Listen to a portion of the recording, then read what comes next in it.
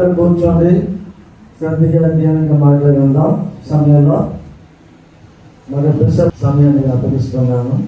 మనం తప్పని బట్టి ధ్యానం.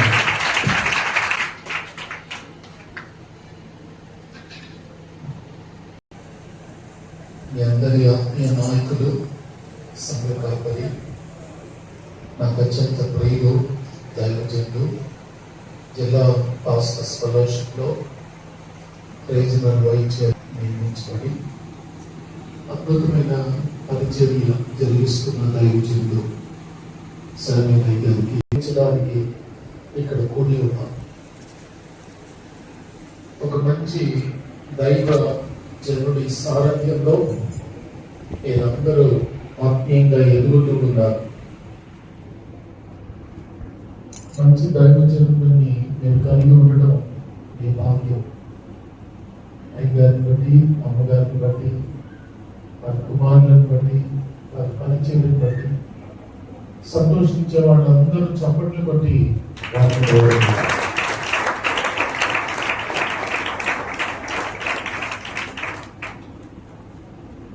యోగ్యులైన దైవజనుల సారథ్యంలో ఎవరుంటారో వారందరూ ఆత్మీయంగా ఉన్నతంగా దీవించబడతారు. మీరందరూ అలాగున దీవించబడుదురు కాక. కొన్నిసార్లు నేను వచ్చినప్పుడు ఏ వాక్యం చెప్పారో మీరు చెప్పగలరా?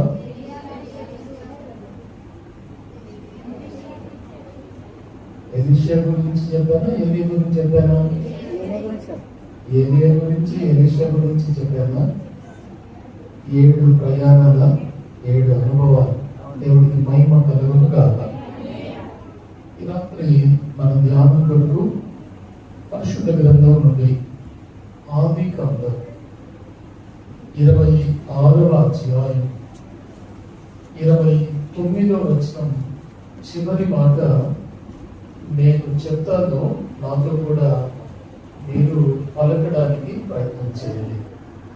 ఆదికాండం 26వ అధ్యాయం 29వ వచనం చివరి మాట, ఇప్పుడు నీవు యెహోవా వలన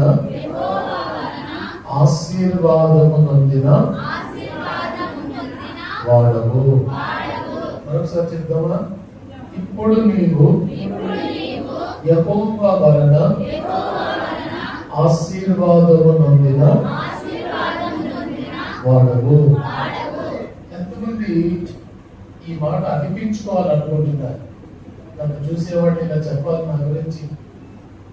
ఇప్పుడు నీవు యెహోవా వలన ఆశీర్వాదం పొందిన వ్యక్తివి అని పక్కన వాళ్ళతో, ఎదుటి వాళ్ళతో చెప్పించుకోవాలని ఎంతమందికి ఉంది? ఎంతమంది ఆశిస్తున్నారు?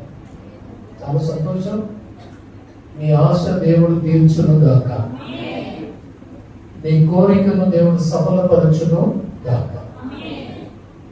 ఈ మాట ఇస్సాకును గురించి ఇస్సాకు శత్రువులు చెప్పారు. ఇస్సాకును గురించి ఇస్సాకు శత్రువులు ఆయన గురించి ఈ మాట చెప్పారు. ఇప్పుడు నీవు యెహోవా వలన ఆశీర్వాదము. ఇస్సాకు ఎవరి కుమారుడు? అబ్రహాము కుమారుడు. అబ్రహాము బహుస్థితివంతుడు, దీవించబడినవాడు, ఆశీర్వాదాలు పొందినవాడు, దేవుని కృపలో వర్ధిల్లినవాడు. మరి అలాంటి అబ్రహాము కుమారుడు ఆశీర్వాదకరంగా ఉండకుండా ఉంటాడా? గొప్ప ఆశీర్వాదం తనతో ఉంటది కదా అని మనం అనుకుంటాం. కానీ చరిత్ర అలా లేదు. ఇస్సాకు అనే పేరుకి అర్థం నవ్వు. ఇస్సాకు అనే పేరుకి అర్థం నవ్వు. కానీ ఇస్సాకు జీవితంలో ఎప్పుడూ నవ్వలేదు. కానీ ఎప్పుడు నవ్వలేకపోయాడు. ఎందుకంటే అనేక ప్రతికూలతలు తన జీవితాన్ని ఉప్పెనలా చుట్టుకున్నాయి. ఇస్సాకు ఏడవడానికి, బాధపడడానికి 7 కారణాలు బైబిల్లో కనపడతాయి. బహుశా ఇక్కడ ఉన్న మనందరి జీవితాల్లో కూడా ఇవి ఉండొచ్చేమో, వీటిని మనం కూడా కలిగి ఉన్నామేమో. ఒకసారి బేరీజు వేద్దాం. మొట్టమొదటిగా ఆదికాండం 21వ అధ్యాయం 9వ వచనం. ఆదికాండం 21వ అధ్యాయం 9వ వచనం. మైకుండి చదివే కదా.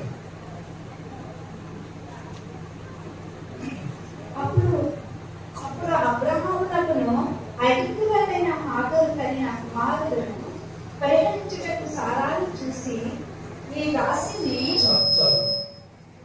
పరిహసించుట.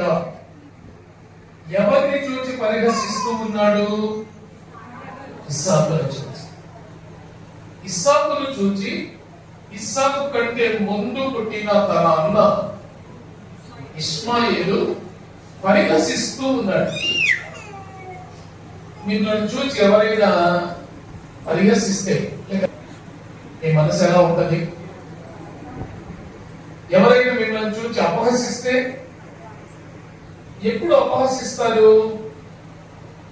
మీ మాటలు స్పష్టంగా లేవు, నత్తిగా మాట్లాడితే ఏ పిల్లలు మాట్లాడతారు అని అవుతారు. మీరు నడవలేరు, మీరు నడుస్తుంటే ఒకవైపు వాలిపోతున్నారు, లేక మీ అడుగు తేడాగా ఉంది, అప్పుడు చూసిన వాళ్ళందరూ ఏం చేస్తారు? పరిహసిస్తారు.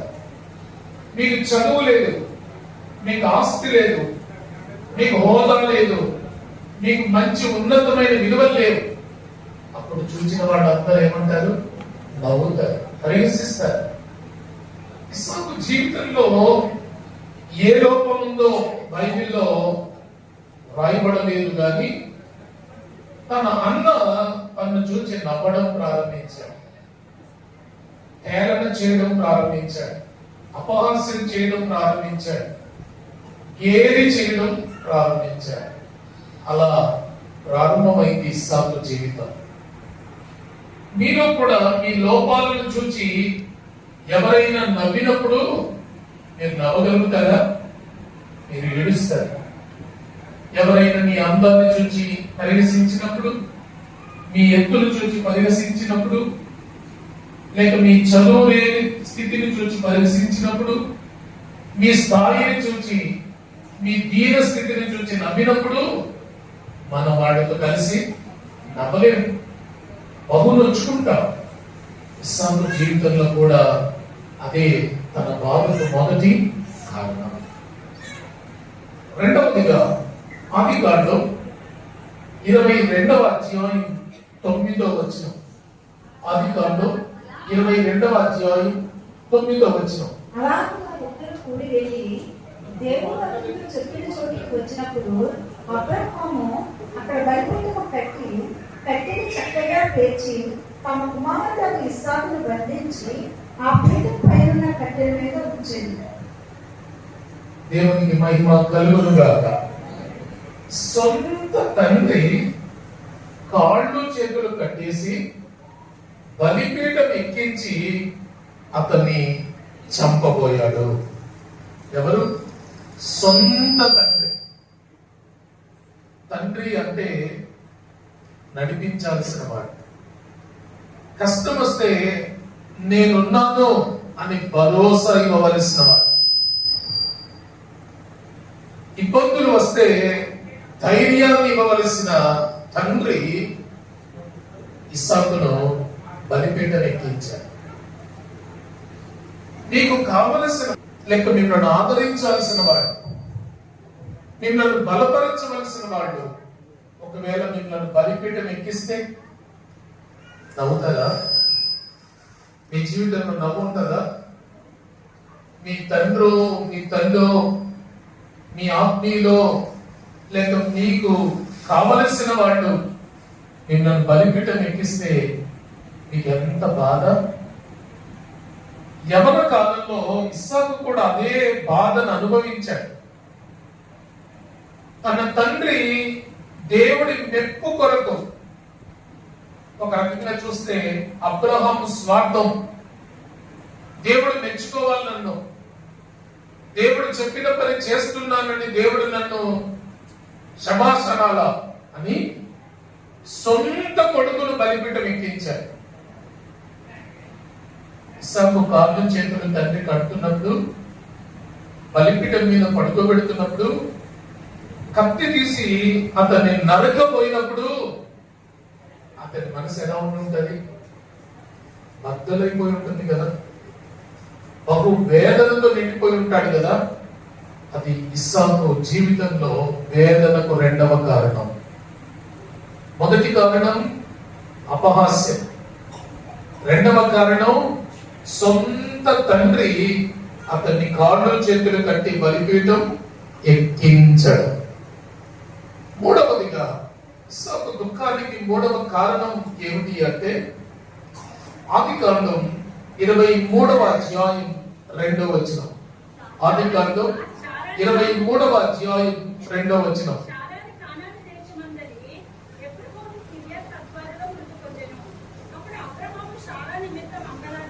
చాలా తను ప్రేమిస్తున్న తల్లి, అన్నీ తానై ఉన్న తన తల్లి చనిపోవడం, ఇంకా చెప్పాలంటే ప్రేమకు దూరం అయిపోవడం. ఇస్సాకు అన్నేమో నమ్మేవాడు, తండ్రేమో బలిపీఠం ఎక్కించేవాడు. ఈ ఇస్సాకును ప్రేమించే వాళ్ళు ఎవరైనా వాళ్ళు ఎవరు? తల్లి. అలాంటి తల్లి చనిపోయారు. ప్రేమ దూరం అయిపోతే ఆ ప్రేమ దూరమైన వాళ్ళకే అర్థమవుతుంది ఆ కష్టం. ఎందుకంటే మనం అందరం ప్రేమ పిచ్చోళ్ళం, వయసుతో నిమిత్తం లేదు ప్రేమకు. చంటి బిడ్డలు ప్రేమించే వాళ్ళ చంకలు ఎక్కుతారు, ప్రేమించే వాళ్ళ మీదనే ఉండాలనుకుంటారు. వృద్ధాప్యంలో ఉన్న తల్లిదండ్రులు ప్రేమించే కుమార్తె గాని కుమారుడు గాని ఉంటే వాళ్ళింట్లోనే ఉండాలనుకుంటారు. అంటే ప్రేమకు వయసుతో నిమిత్తం లేదు, మనం అందరం ప్రేమ పిచ్చోళ్ళం. మనల్ని ఎవరు ప్రేమిస్తారా అని ఎదురు చూచేవాళ్ళు, ప్రేమ కొరకు ఎదురు చూచి కనిపెట్టేవాళ్ళు. అలాంటి ఇస్సాకు జీవితంలో ప్రేమ మరుగైపోయింది. ప్రేమించే తల్లి చనిపోయింది, ప్రేమించే తల్లి దూరం అయిపోయింది. ఇప్పుడైతే యవన కాలంలో యవనస్తులు ప్రేమకు దూరం అయితే దేవదాసులు అయిపోతారు, ప్రేమకు దూరం అయిపోతే ఆత్మహత్య చేసుకుంటారు. ప్రేమించే వాళ్ళు దూరం అయిపోతే కొంతమంది అస్సలు సహించలేదు, ఆ బాధను ఓర్చుకోలేదు. కానీ ఇస్సాకు జీవితంలో కూడా అలాంటి కష్టమే వచ్చింది. తను ఎంతగానో ప్రేమించుకుని పట్టించుకునే తల్లి చనిపోయింది. అలా ఏడుస్తూ ఏడుస్తూ కాస్త ఓదార్పు పొందిన తర్వాత తనకు 4వ కష్టం వచ్చింది. 4వ కష్టం ఏమిటంటే, ఆదికాండం 25వ అధ్యాయం 1వ వచనం. ఆదికాండం 25వ అధ్యాయం 1వ వచనంలో,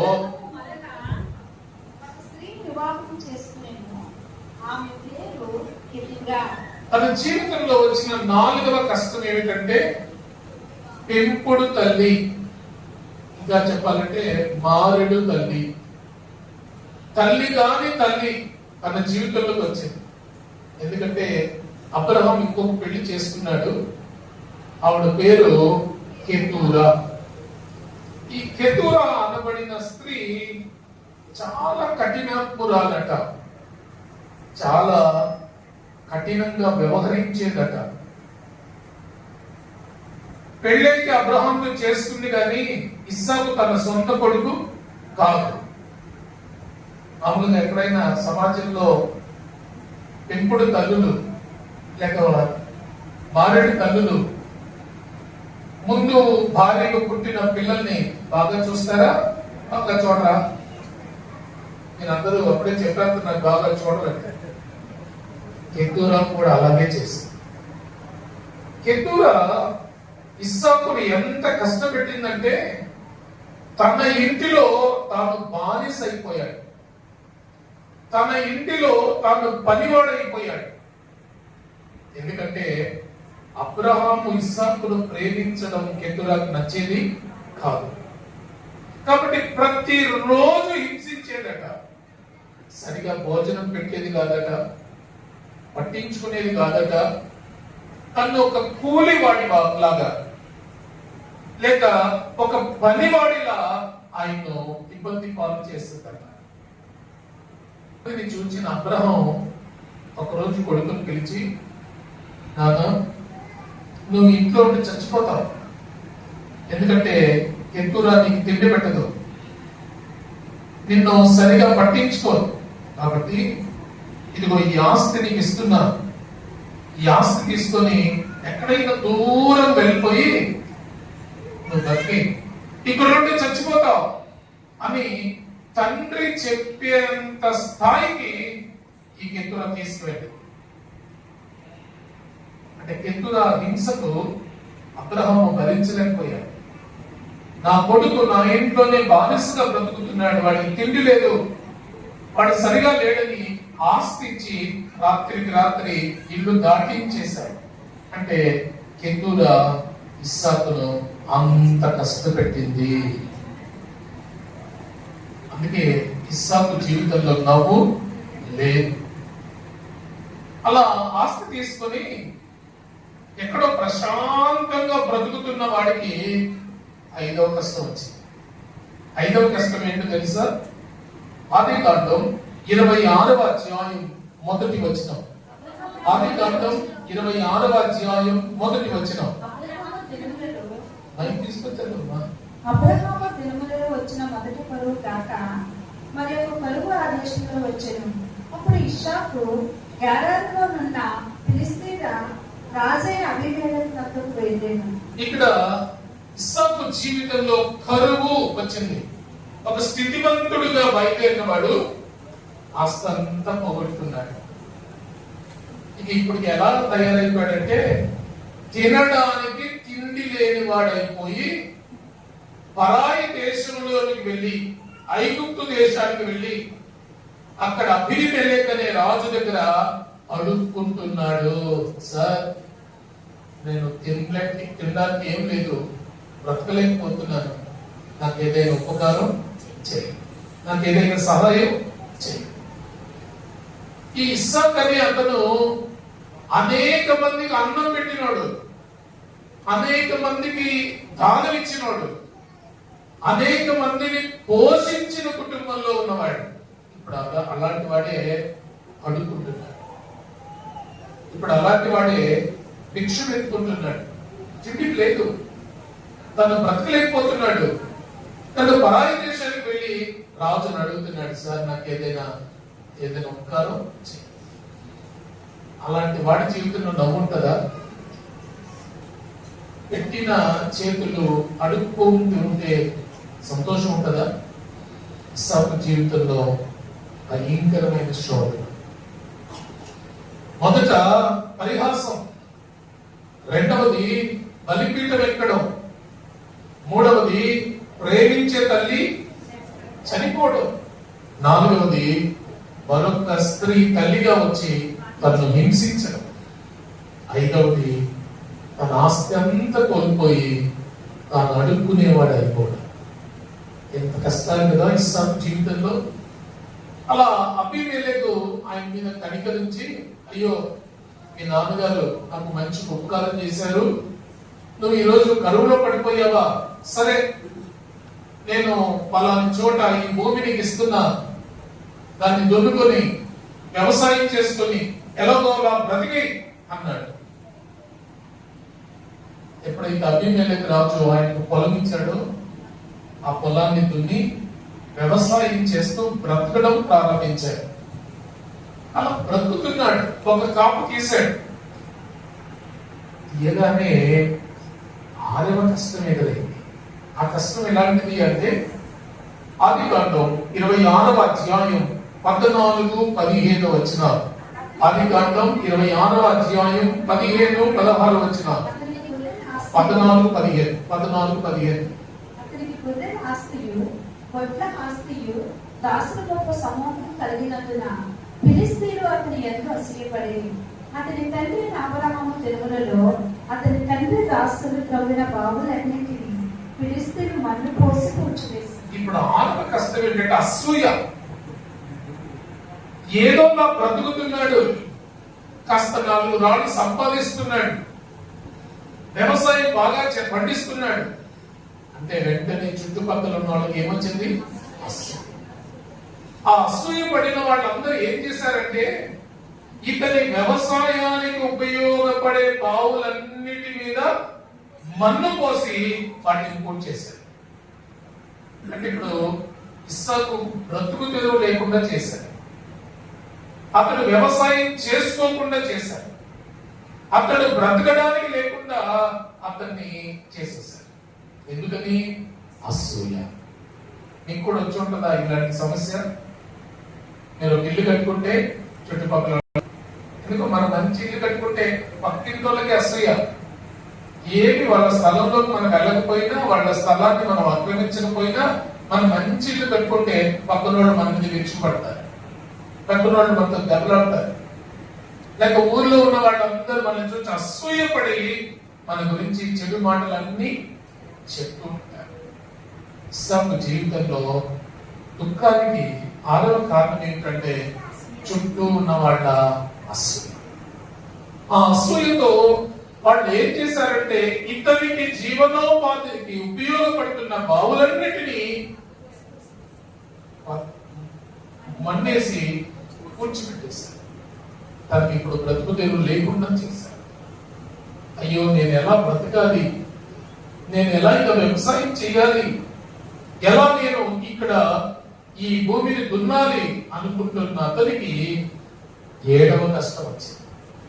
ఆ 7వ కష్టం ఏమిటి అంటే ఆదికాండం 26వ అధ్యాయం 16వ వచనం. ఆదికాండం 26వ అధ్యాయం 16వ వచనం. అబీమెలెకు, నీవు మాకంటే బహు బలము గలవాడు గనుక మా యొద్ద నుండి వెళ్ళిపోమ్మని ఇస్సాకుతో చెప్పగా, ఇస్సాకు అక్కడ నుండి వెళ్ళి గెరారు లోయలో గుడారం వేసుకుని. ఇక్కడ 7వ కష్టం ఏంటంటే ఏ రాజు తనకు ఆశ్రయం కల్పించాడో ఆ రాజు మెడపట్టి గెంటేశాడు. నువ్వు ఉండొద్దు, నువ్వు మా ఊర్లో ఉండొద్దు, మా దేశంలో ఉండొద్దు, నీవు మా మధ్యలో ఉండొద్దు, వెళ్ళిపోమని గెంటేసి ఆయన తరిమేశాడు. ఈ అబీమెలెకు ఎవరు అంటే ఆదికాండం 20వ అధ్యాయం 17వ వచనం.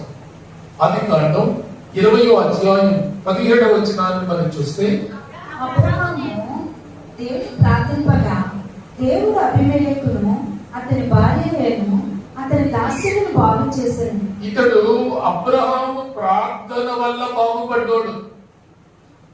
అబ్రహాము ప్రార్థిస్తే బాగుపడిన వాడు. ఏమాత్రం కృతజ్ఞత లేకుండా తన కొడుకుని ఏం చేశాడు? గెంటేశాడు.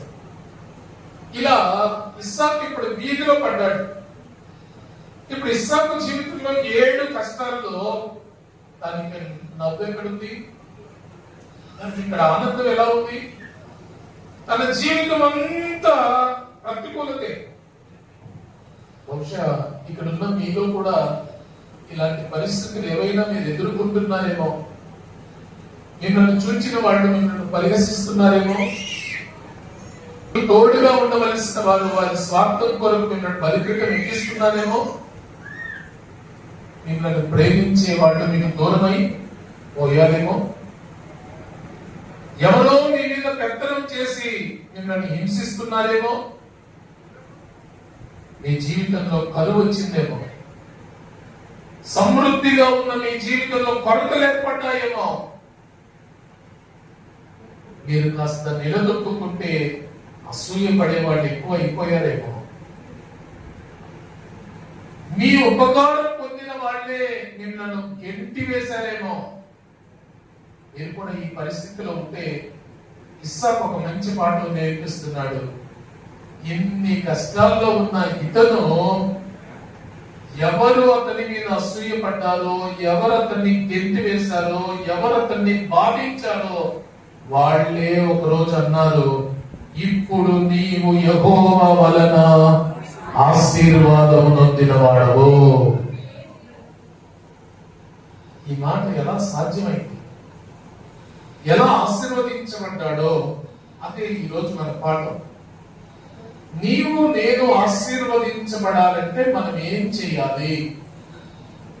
ఇస్సాకు లాంటి కష్టాలు మనల్ని చుట్టుకుంటున్నప్పుడు, ఇస్సాకు లాంటి శోధనకరమైన రోజులు మన ముందున్నప్పుడు మనం ఎలా దీవించబడగలమో, మనం ఎలా ఆశీర్వదించబడగలమో ఇస్సాకు మనకి 7 పాఠాలు నేర్పిస్తాయి. ఇస్సాకు ఆశీర్వాదానికి 7 కారణాలు బైబిల్లో మనకు కనబడతాయి. అందులో మొదటిది ఆదికాండం 24వ అధ్యాయం 62వ వచనం.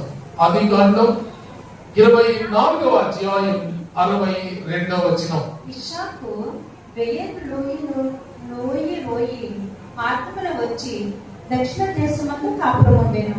ఇక్కడ ఇస్సాకు తన నివాసాన్ని ఎన్నుకున్నాడు.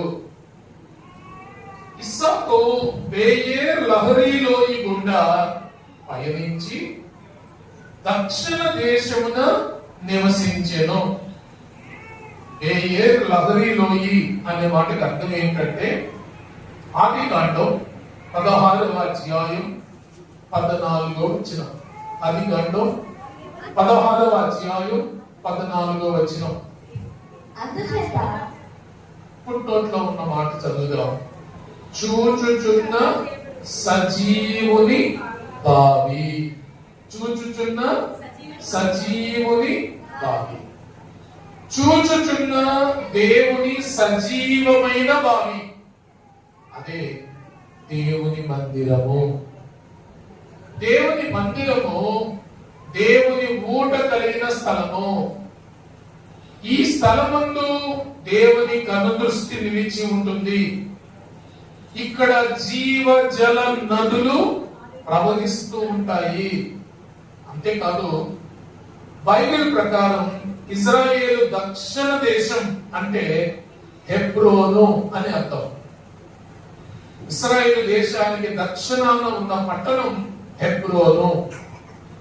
హెబ్రోను అనే మాటకు అర్థం సహవాసము. హెబ్రోను అనే మాటకు అర్థం సహవాసం. తాను దేవుడితో సహవాసం చేయడం ప్రారంభించాడు. దేవుని మందిరంలో నివసించడం ప్రారంభించాడు. దేవుని మందిరంలో బ్రతకడం నేర్చుకున్నాడు. అందుకే ఇస్సాకు దీవించబడ్డాడు. దేవునికి మహిమ కలుగును గాక. దేవునికి మహిమ కలుగును గాక. ఆశీర్వాదాలు ఎక్కడి నుంచి వస్తాయి? దేవుని యొద్ద నుండి వస్తాయి. అంటే అప్పుడప్పుడు మూటలు పడతాయా పైనుంచి? ఆశీర్వాదాలు అప్పుడప్పుడు మూటల్లా పడతాయా? మరి ఎలా వస్తాయి? 128వ కీర్తన 5వ వచనం. 128వ కీర్తన 5వ వచనం. ఎక్కడి నుంచి? సియోను అంటే ఏమిటి? దేవుని మందిరం. ఆశీర్వాదాలు దేవుని మందిరము ద్వారా వస్తాయి తప్ప ఇక ఆకాశం నుండి ఊడిపడవు. ఎవరైనా ఒక వ్యక్తి దీవించబడాలంటే వారు ఎక్కడ ఉండాలి? దేవుని మందిరంలో నివసించడం నేర్చుకోవాలి. దేవుని మందిరంలోనికి మనం వచ్చడం ద్వారా ఆశీర్వాదకరమైన జీవితాన్ని మనమందరం కలిగి ఉంటాం. మీరు అనవచ్చు, ఏముంది సార్ దేవుని ఆలయంలో వచ్చాను వెళ్ళాను, దేవుని మందిరానికి వచ్చాను వెళ్ళిపోయాను, ఏముంది ఇక్కడ? ఏముంటుందో తెలుసా? 137వ కీర్తన 137వ కీర్తన 5వ వచనం. యెరూషలేమా, నేను నిన్ను మరచిన ఎడల నా కుడి చెయ్యి తన నేర్పును మరచును గాక. యెరూషలేం అనబడిన దేవుని మందిరాన్ని నువ్వు మర్చిపోతే నీ కుడి చెయ్యి నైపుణ్యం పోతుంది. కుడి చెయ్యి నైపుణ్యం పోతుంది. కుడి చెయ్యి నైపుణ్యం అంటే ఏమిటి తెలుసా? నీ బ్రతుకుకు ఆధారం నీ కుడి చెయ్యి. అందుకే ఎవరైనా కుడి చెయ్యి గనక కోల్పోతే వాళ్ళ జీవితంలో 100% పోయినట్లే. వంట చేయడానికి ఏ చెయ్యి కావాలి? కాపీ పని చేయడానికి ఏ చెయ్యి కావాలి? కంప్యూటర్ పని చేయడానికి ఏ చెయ్యి కావాలి? పరీక్ష రాయడానికి ఏ చెయ్యి కావాలి? అన్నిటి కుడి చెయ్యే. ఈ నైపుణ్యాన్ని బట్టి నీ ఆశీర్వాదాలు ఉంటాయి. ఈ చెయ్యి ఎంత నైపుణ్యంగా పనిచేస్తుందో నీవంత ఉన్నతమైన పనిలోకి వెళ్తావు. నీకు అంత గొప్ప ఆశీర్వాదకరమైన స్థాయి దొరుకుతుంది. ఈ నైపుణ్యం ఎప్పుడొస్తుందంట? యెరూషలేము అనే దేవాలయంలో నివసించినప్పుడు నీ కుడి చేయికి నైపుణ్యం వస్తుందట. మనం అనుకుంటాం ఆలయానికి వచ్చాను వెళ్ళానని. అని కాదు. ఇక్కడికి రావడం వల్ల నీ మేధస్సు పెరుగుతుంది, నీ జ్ఞానం పెరుగుతుంది, నీ నైపుణ్యం పెరుగుతుంది, నీకున్న ఆధిక్యత పెరుగుతుంది ఇక్కడికి వచ్చిన తర్వాత. ఎందుకని? 122వ కీర్తన 122వ కీర్తన 6-7 వచనాలు. యెరూషలేము యొక్క క్షేమం కొరకు ప్రార్థన చేయుడి. యెరూషలేమా, నిన్ను నిన్ను ప్రేమించే వాళ్ళు వర్ధిల్లుదురు. యెరూషలేం అనబడిన దేవాలయాన్ని ఎవరు ప్రేమిస్తారో వాళ్ళు ఏమైపోతారంట? వర్ధిల్లుతారు. దేవుడికి మహిమ కలుగును కాక. నీ చదువులో నువ్వు వర్ధిల్లాలంటే, నీ ఉద్యోగంలో నువ్వు వర్ధిల్లాలంటే, నీ గృహస్థ జీవితంలో నువ్వు వర్ధిల్లాలంటే, నీ వ్యాపారంలో నువ్వు వర్ధిల్లాలంటే దేన్ని ప్రేమించాలా? దేవుని మందిరాన్ని ప్రేమించాలి. దేవుని మందిరంలో నివసించాలి. కీర్తనకారుడు 84వ కీర్తన 10వ వచనంలో అంటారు. 84వ కీర్తన 10వ వచనం. నీ ఆవరణంలో ఒక దినము గడుపుట 1000 దినముల కంటే శ్రేష్టము. ఎప్పుడైనా ఆలోచించారా? ఒక్క దినం దేవుని సన్నిధిలో గడిపితే 1000 రోజులంతా బలం. సంవత్సరానికి ఎన్ని రోజులు? 1000 రోజులు అంటే ఎంత కాలం? సుమారు 2.5 సంవత్సరాలు. 3 అన్నట్లే 2.5 అన్నాం. ఒక్క రోజు నువ్వు దేవుని సన్నిధిలో గడిపితే 2.5 సంవత్సరాల పని దినాలకు వచ్చే ఆదాయాన్ని ఒక్క రోజులో దేవుడికి ఇస్తాడట. మరి ఎంత ఆశీర్వాదం ఇది? ఒక సన్నిధిలో ఉంటే 1000 దినాల ఆశీర్వాదం అంతా దేవుడు నీకు నాకు అనుగ్రహిస్తాడట. దేవుని సన్నిధిలో ఉంటే అంత దీవెన. చాలా మంది అనుకుంటారు పాస్టర్ గారు బాగా దీవించబడుతున్నారు, ఆర్కెస్ట్రా వాళ్ళు బాగా దీవించబడుతున్నారు అంటుంటారు. ఎందుకని? మీకంటే ఎక్కువ సమయం వాళ్ళ ఆలయంలో ఉంటారు కాబట్టి, మీకంటే ఎక్కువ సమయం వారు దేవుని మందిరంలో ఉంటారు కాబట్టి దేవుడు వారిని అత్యున్నతంగా దీవిస్తున్నాడు. అందుకే అదే 10వ వచనంలో 84వ కీర్తన 10వ వచనం 2వ భాగంలో భక్తుడు అంటాడు,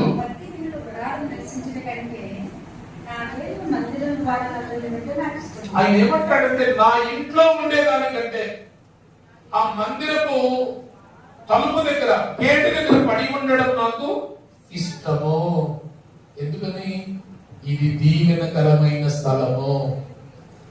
ఈరోజు నువ్వు దేవుని సన్నిధిలో గడిపితే నువ్వు ఈ మాట చెప్పించుకోగలవు. ఇస్సాకును తన శత్రువులు, ఇప్పుడు నీవు యెహోవా వలన ఆశీర్వాదము నొందిన వాడవు అని ఎందుకన్నారంటే, ఆయన ఎక్కడున్నాడు? దేవుని మందిరంలో ఉన్నాడు. దేవుని సన్నిధిలో బ్రతకడం నేర్చుకున్నాడు, దేవుని సన్నిధిలో నివసించడం నేర్చుకున్నాడు, దేవుని మందిరాన్ని ప్రేమించడం నేర్చుకున్నాడు. కాబట్టి శత్రువులు ఆయన గురించి ఇలా చెప్పగలిగారు. రెండవదిగా ఆయన ఏం చేసి దీవించబడ్డాడు అంటే, ఆదికాండం 24వ అధ్యాయం 63వ వచనం. ఆదికాండం 24వ అధ్యాయం 63వ వచనం. సాయంకాలమున ఇస్సాకు పొలంలో జ్ఞానంప బయలువెళ్ళి కన్నులెత్తి చూసినప్పుడు, ఇప్పుడు ఇస్సాకు జీవితంలో ఉన్న రెండవ అలవాటు ఏం అలవాటు చేసుకున్నాడంటే ధ్యానించడం. ధ్యానించడం. ధ్యానించడం అంటే ఏమిటి? మొదటి కీర్తన 2వ వచనంలో ఉంటది. అపహాసకులు కాదు, యెహోవా ధర్మశాస్త్రమునందు ఆనందించుచు దివారాత్రములు దాన్ని ధ్యానించువాడు ధన్యుడు. ధ్యానించడం అంటే ఏమిటి? ఈ దేవుని మాటలను స్మరించడం, దేవుని వాక్యాన్ని పఠించడం, దేవుని వాగ్దానాలను గుర్తు చేసుకోవడం. అలా ధ్యానించిన వాడు ఎలా ఉంటాడట? నీటి కాలువల యోరన నాటబడినదై ఆకువాడక తన కాలమందు ఫలమిచ్చు చెట్టు వలె ఉండును, అతడు చేయనదంతయు. మీరు ఎప్పుడైనా ఊహించారా? మీరు చేసేదంతా సఫలం అవ్వాలంటే దానికి రహస్యం ఏంటంటే ఈ వాక్యం. దీన్ని మీరు ధ్యానించగలిగితే, ఈ వాక్యాన్ని మీరు పఠించగలిగితే మీరు పనిలో ఉంటారు. మనం ఏం చేసినా విజయమే, అపజయం ఉండదు. ఏ పని చేసినా విజయానికి మూలం ఈ వాక్య ధ్యానం. ఇస్సాకు అదే చేశాడు. 1 దేవాలయానికి వచ్చాడు, 2 దేవుని వాక్యమును ధ్యానించడం నేర్చుకున్నాడు. ఈ దేవుని వాక్యాన్ని ధ్యానిస్తే ఎలా ఆశీర్వాదాలు వస్తాయి సార్? ఈ వాక్యాన్ని చదువుకుంటూ కూర్చుంటే నేను ఎలా వర్తిల్లుతాను? ఈ వాక్యం చదివితే నా జీవితంలో ఎలా లాభాలు వస్తాయి అంటే, ఈ వాక్యానికి ఒక శక్తి ఉందట, ఈ వాక్యానికి కొంత బలం ఉందట, ఇది ప్రభావము కలిగినదట, ఇది శక్తి కలిగిన వాక్యం. 29వ కీర్తన 4వ వచనాన్ని మనం చూస్తే, యెహోవా స్వరం బలమైనది, యెహోవా స్వరం, ఆయన మాట ఇది, ఆయన వాక్యం ఇది, ఇది ప్రభావము కలిగినది. ఏ ప్రభావం ఈ వాక్యం చూపిస్తుందో 119వ కీర్తనలో కీర్తనకారుడు చెప్పాడు. వాక్యం చదివితే నా జీవితంలో ఏం జరుగుతుంది, వాక్యం చదివితే మనం ఏ మార్పును చూస్తామో 119వ కీర్తనలో 7 సంగతులు రాయబడ్డాయి. అందులో మొదటిది 9వ వచనం. 119వ కీర్తన 9వ వచనం.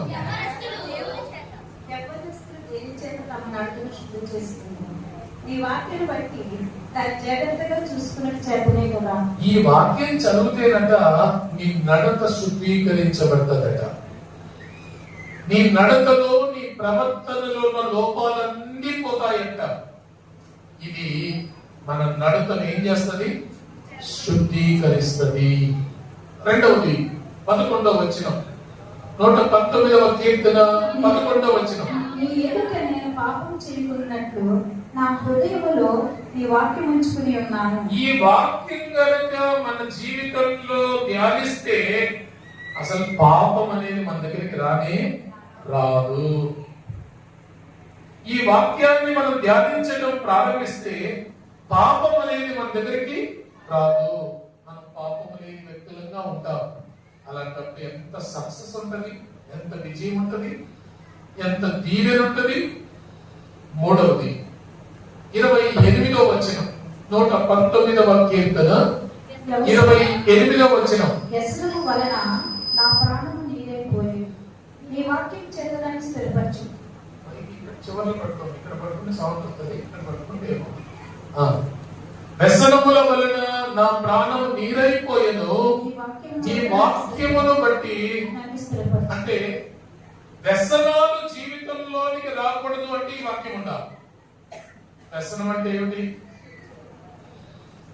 వ్యసనం అంటే ఏమిటంటే చేయకూడని పని మళ్ళీ మళ్ళీ చేయడం వ్యసనం. కొంతమందికి అబద్ధాలు వ్యసనం. మీరు ఎంతమంది అసలు నేను అబద్ధాలే ఆడను అన్నవాడు చేయొద్దండి, సన్మానం చేద్దాం. అందరూ వ్యసనం పడలే అబద్ధానికి. మరి కొంతమంది సీరియల్ వ్యసనం, సీరియల్ కదా, నేను ఆ మధ్యలో ఎక్కడికో వస్తే జనాలు లేరని పాస్టర్ గారు ఇంట్లో కూర్చోబెట్టారు. ఏం సార్ అంటే అయ్యారు పలాని సీరియల్ అయిపోయిన తర్వాత వస్తారండి అందరూ అన్నాడు. ఆలయానికి రావడానికి కూడా టైమింగ్ ఉంది. ఆ సీరియల్ అయిపోవాలా, అయిపోతేనే ఇక్కడ మీరు ఉన్నారు లాంటి వాళ్ళు. ఇది ఒక వ్యసనం.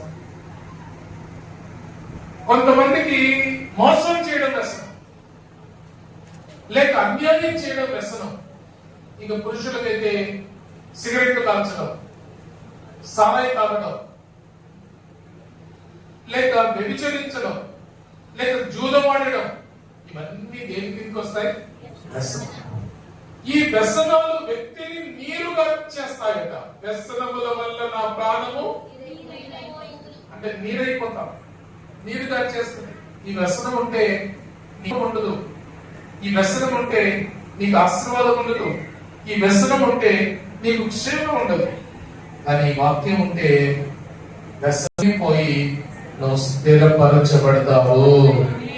దేవుడికి ఎందుకు వాక్యాన్ని చదివితే జీవించబడతామంటే ఈ వాక్యం మన నడతను శుద్ధి చేస్తుంది. ఈ వాక్యం అంటే పాపం మన దరి చేరదు. ఈ వాక్యం అంటే ఏ వ్యసనం మన దగ్గర ఉండదు. 4వదిగా 38వ వచనం, 119వ కీర్తన 38వ వచనం. నీవిచ్చిన వాక్యము మనుషులలో నీ భయం పుట్టించుచున్నది. వాక్యం నీ జీవితంలో ఉంటే భయభక్తులు కలిగి ఉండడం ఇదే నేర్పిస్తుంది. నీవిచ్చిన వాక్యం నీ భయమును నాకు పుట్టించుచున్నది. చాలాసార్లు పాస్టర్ గారు చెప్తూ ఉంటారు, ఆలయంలో ఉన్నారు, నిశ్శబ్దంగా ఉండండి, క్రమంగా ఉండండి, కళ్ళు మోయకండి, అసభ్యంగా కూర్చోకండి, మాట్లాడకండి. ఎందుకు చెప్తారంటే మనకు భయం లేక, నేను ఆలయంలో ఉన్నామనే స్పృహ లేక సినిమా హాల్లో కూర్చున్నట్లుగాను, సంత మార్కెట్కి వెళ్ళినట్లుగాను, బంధువుల ఇళ్లకు వెళ్ళినట్లుగాను ప్రవర్తిస్తుంటాం. ఏం లేక? భయం లేక. ఆ భయం ఎప్పుడు వస్తుందంటే ఈ వాక్యం నీ జీవితంలో ఉన్న, ఈ వాక్యాన్ని ఎవరైతే ధ్యానిస్తారో వాళ్ళకి ఏం పుట్టిస్తుందండి? ఈ వాక్యం భయం పుట్టిస్తుంది. దేవుడి దగ్గర భయంగా ఉండాలా, భక్తిగా ఉండాలా, క్రమంగా ఉండాలా అని ఈ వాక్యం మనకు క్రమాన్ని నేర్పిస్తుంది. దేవుడికి మహిమ కలుగును గాక. వాక్యం ఉంటే ఏముంటుంది? మొదట మొదట ప్రవర్తన శుద్ధీకరించబడతాయి. రెండవది పాపం దగ్గర రానివ్వదు, పాపం దరి చేరదు. మూడవది వ్యసనాలు ఏవి ఉండవు. నాలుగవది భయభక్తులు కలిగి ఉంటాం. భయం నేర్పిస్తుంది. దేవుని యందు భయభక్తులు కలిగి ఉండడం ఎలాగో ఈ వాక్యం మనకు నేర్పిస్తుంది. 5వదిగా 50వ వచనం, 119వ కీర్తన 50వ వచనం. నీ వాక్యం నన్ను బ్రతికించుచున్నది, నా బాధలలో ఇదే నాకు నెమ్మది కలిగించుచున్నది. ఈ వాక్యం ఉంటే నీకు అసలు కన్నీరే ఉండదు. నీకు నెమ్మదించే వాక్యం, బ్రతికించే వాక్యం. నా బాధలలో నాకు, నీకు అనేక బాధలు ఉంటాయి, మన జీవనంలో ఎన్నో కష్టాలు ఉంటాయి, ఎన్నో ప్రతికూలతలు ఉంటాయి. వీటన్నిటిలో మనకు నెమ్మదినిచ్చేది, ఓదార్పునిచ్చేది ఈ వాక్యము. దేవుడికి మహిమ కలుగును కాక. ఈ వాక్యం ఉంటే నీ కన్నీరు తుడిచివేయబడుతుంది, నీకు బాధలు ఉండవు, వేదనలు ఉండవు. ఈ వాక్యము నీకు ఓదార్పును, నెమ్మదినిచ్చి నడిపిస్తుంది, బ్రతికిస్తుంది. ఈ వాక్యానికి ఉన్న శక్తి అలాంటిది. 6వదిగా 105వ వచనం, 119వ కీర్తన 105వ వచనాన్ని చూస్తే, నీ వాక్యం నా పాదములకు దీపమును, నా త్రోవకు వెలుగునై ఉన్నది. ఇది అందరికి తెలిసిన మాటే. వాక్యం ఉంటే నీ మార్గంలో ఉన్నవన్నీ నీకు కనబడతాయి. మన మార్గాల్లో కొన్నిసార్లు రాళ్ళు ఉంటాయి, వెలుగు లేకపోతే రాయి కొట్టుకొని ఏమైపోతాం? పడిపోతాం. కొన్నిసార్లు ముళ్ళ తుప్పలు ఉంటాయి, గచ్చపొదలు ఉంటాయి. వెలుగు లేకపోతే వాటిలో కాలు పెడితే గాయాలవుతాయి. కానీ వాక్యం ఉంటే మన పాదాలకు అది దీపంలా ఉంటాయి. మన మార్గాన్ని చూపిస్తుంది, నువ్వు ఎలా నడవాలో నేర్పిస్తుంది, నువ్వు ఎలా నడవకూడదు నేర్పిస్తుంది, ఎక్కడ ఏముందో ఈ వాక్యమే మనకు చూపిస్తుంది. ఇదే మన దీపము. చీకట్లు ఎవరైనా నడవగలరా? నడిస్తే పడిపోతాయి. లేదా ఏ గోడకో, ఏ రాతికో, ఏ కొండకో కొట్టేసుకుంటారు. కానీ ఈ వాక్యం ఉంటే నీ మార్గం సరళం. దేవుడికి మహిమ కలుగును కాదు.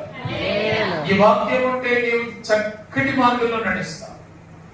ఏడవదిగా ఈ వాక్యం ఏం చేస్తుంది అంటే 130వ వచనం, 119వ కీర్తన 130వ వచనం. నీ వాక్యము వెల్లడగుట తోడని వెలుగు కలుగును, అవి తెలివి లేని వారికి తెలివి కలిగించును. ఈ వాక్యం తెలివి లేని వారికి ఏమిస్తుందంట? తెలివిని. ఆలోచన లేని వారికి ఆలోచన, బుద్ధి లేని వాళ్ళకి బుద్ధి, జ్ఞానం లేని వాళ్ళకి ఈ వాక్యం తెలివిస్తుంది, మనకు వివేచన ఇస్తుంది, మనకు జ్ఞానం ఇస్తుంది. ఈ వాక్యాన్ని ధ్యానిస్తే నువ్వు దీవించబడతావు. ఇప్పుడు ఇస్సాకు ఏం చేస్తున్నాడు? రెండవదిగా ధ్యానించడం ప్రారంభించాడు. దేన్ని? దేవుడి వాక్యం. ఈరోజు నీవు నేను మన జీవితంలో ఎన్ని కష్టాలైనా ఉండనివ్వండి, ఎన్ని అవమానాలైనా ఉండనివ్వండి, ఎన్ని ఇబ్బందులైనా ఉండనివ్వండి, మీరు వాక్యం ధ్యానించటం ప్రారంభిస్తే మీరు అనిపించుకుంటారు, ఇప్పుడు నీవు యెహోవా వలన ఆశీర్వాదం నొందిన వాడవు. ఇస్సాకు మొదట దేవాలయానికి వెళ్ళాడు, రెండవది దేవుని వాక్యాన్ని ధ్యానించాడు. మూడవదిగా ఆయన ఏం చేశాడు అంటే ఆదికాండం 24వ అధ్యాయం 66, 67 వచనాలు. ఆదికాండం 24వ అధ్యాయం 66, 67 వచనాలు. అప్పుడు ఆ దాసుడు తాను చేసిన కార్యములన్నీ ఇస్సాకుతో వివరించి చెప్పాను. ఇస్సాకు తెల్లైన శారా గుడారములోనికి ఆమెను తీసుకుని పోయాను. అట్లు అతడు రెబ్కాను పరిగణింపగా ఆమె అతని భార్య అయ్యను. ఇక్కడ ఇస్సాకు జీవితంలో జరిగిన మూడవ క్రియ ఏమిటంటే అబ్రహాము ప్రధాన అనుచరుడైన ఎలియాజరు అబ్రహాము మాట తీసుకుని రెబెకాను వెతకడానికి వెళ్ళాడు. వెళ్తూ దేవుణ్ణి అడిగాడు, ప్రభువా, నా యజమాని చెప్పాడు ఆయన కొడుకు ఒక భార్య చూడమని, అసలు ఎవరిని చూడాలా, ఎవరు ఆవిడ, ఏ ఊర్లో ఉంటది అని ప్రార్థిస్తే దేవుడు పలాని చోటికి వెళ్ళమన్నాడు.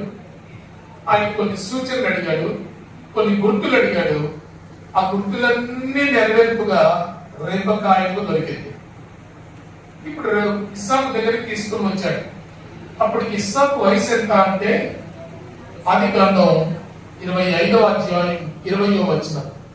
ఆదికాండం 25వ అధ్యాయం 20వ వచనం. ఇస్సాకు పద్దారంలో నివసించుచు సిరియా వాడైన బెతీయేలు కుమార్తెను సిరియా వాడైన లాబాను సహోదరి అయిన రెబ్కాను పెళ్లి చేసుకున్నప్పుడు 40 సంవత్సరం గలవారు. ఎన్ని సంవత్సరాల వయసు అంటే 40 సంవత్సరాల వయసున్న అతని దగ్గర ముసుగు వేయబడిన ఒక స్త్రీని నిలవబెట్టి, సార్ దేవుడు నాకు చెప్పాడు ఈవిడే మీ భార్య, ఈవిడే మీ భార్య అంటే ఇస్సాకు ముసుగు తీయండి ఒకసారి అట్లా. ఇప్పుడు కుర్రోడైతే అంటారు ముసుగు ఒకసారి తీయండి, అసలు ఆవిడ అందరి పెట్టి చూడాలి, ఊరికినే పెళ్లి చేసేసుకుంటామా, ఆవిడ కులం ఏమిటి, ఆవిడ వయసు ఎంత, ఆవిడ ఎత్తు ఎంత, ఆవిడ రంగేది, ఇవన్నీ అడుగుతాం.